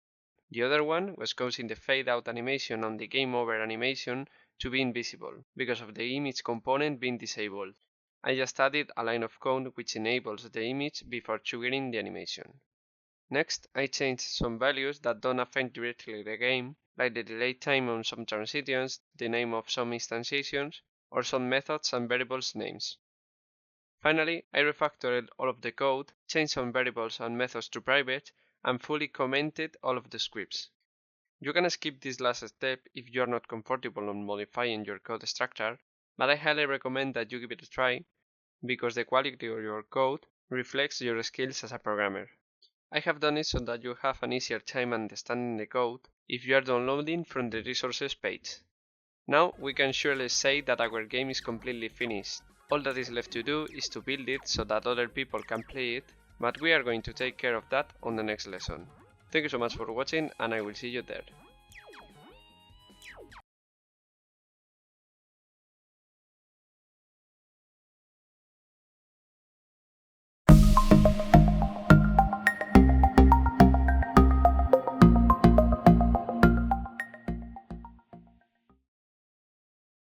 Hello everyone, and welcome to another lesson of the course. In this lesson we are gonna finally build our final game.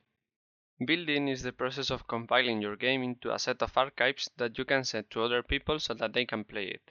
When building your game, you will need to tweak both the build settings and the player settings. On the building settings, you need to manage your scenes, select which ones you want your game to consider for the final product, and on which order should they appear. You'll also need to select your target platform. It can be PC, console, or mobile, and of course all of the subcategories inside those three. For the player settings, you can select both a company and a product name for your game. This last one will be the name of the executable file, and you can also change the icon of the final game.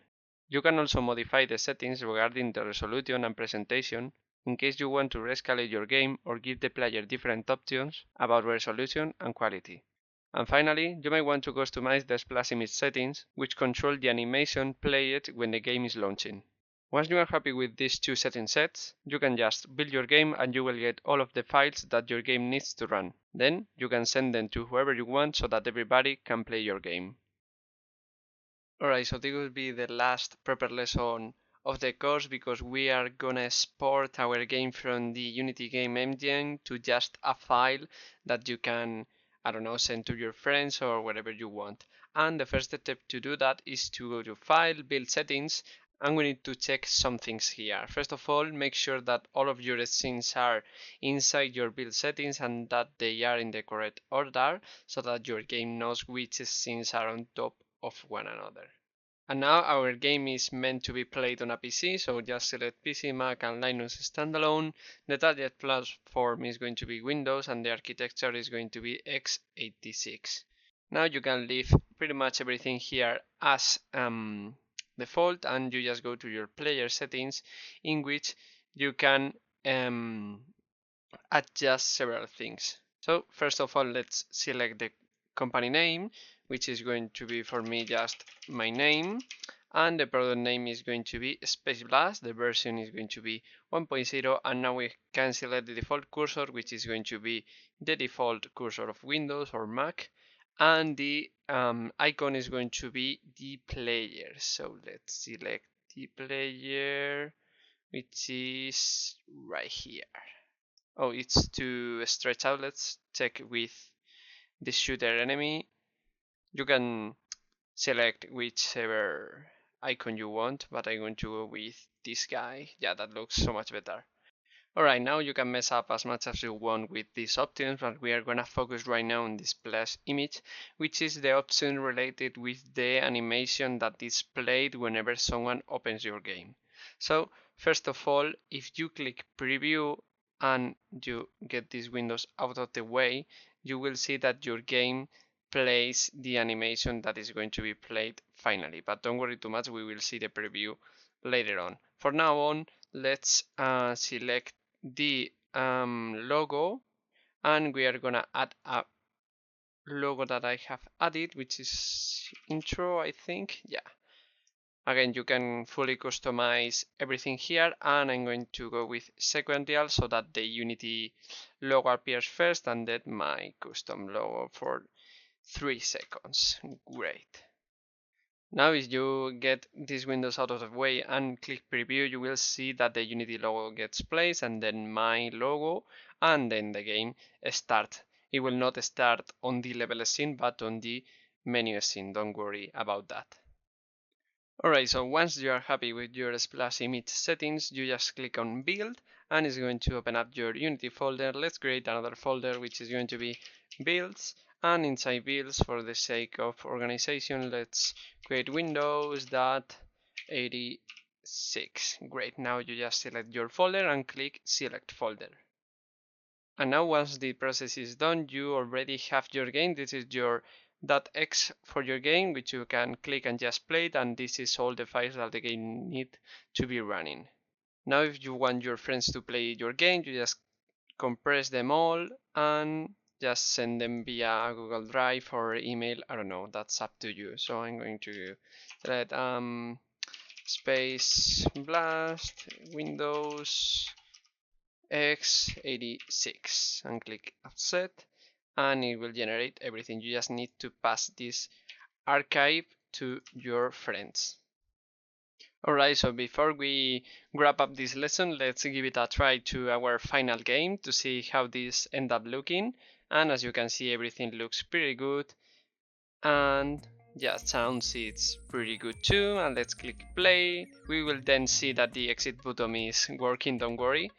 And we have the entrance animation, and let's see how many points can I get.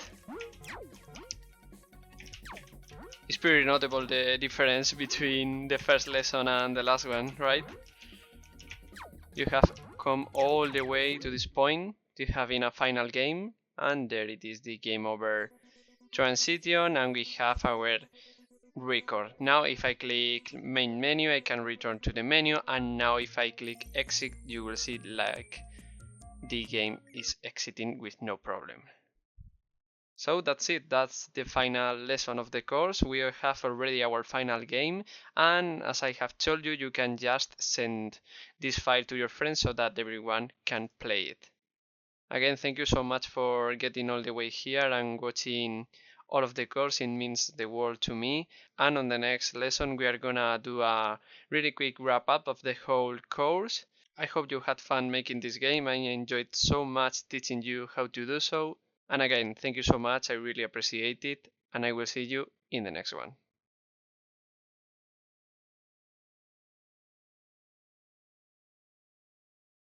Well, so that was it. Congratulations for finishing your own game in Unity. I hope that you found the course valuable and that you could understand my terrible Spanish accent. If at least one of those things are true, I would love to know your thoughts on the comment section down below. And if you want to keep improving your game development career, I recommend you start with this playlist right here, where you can find advice for soft skill, networking and finding work-life balance. I hope you like it and I will see you very soon. Bye bye.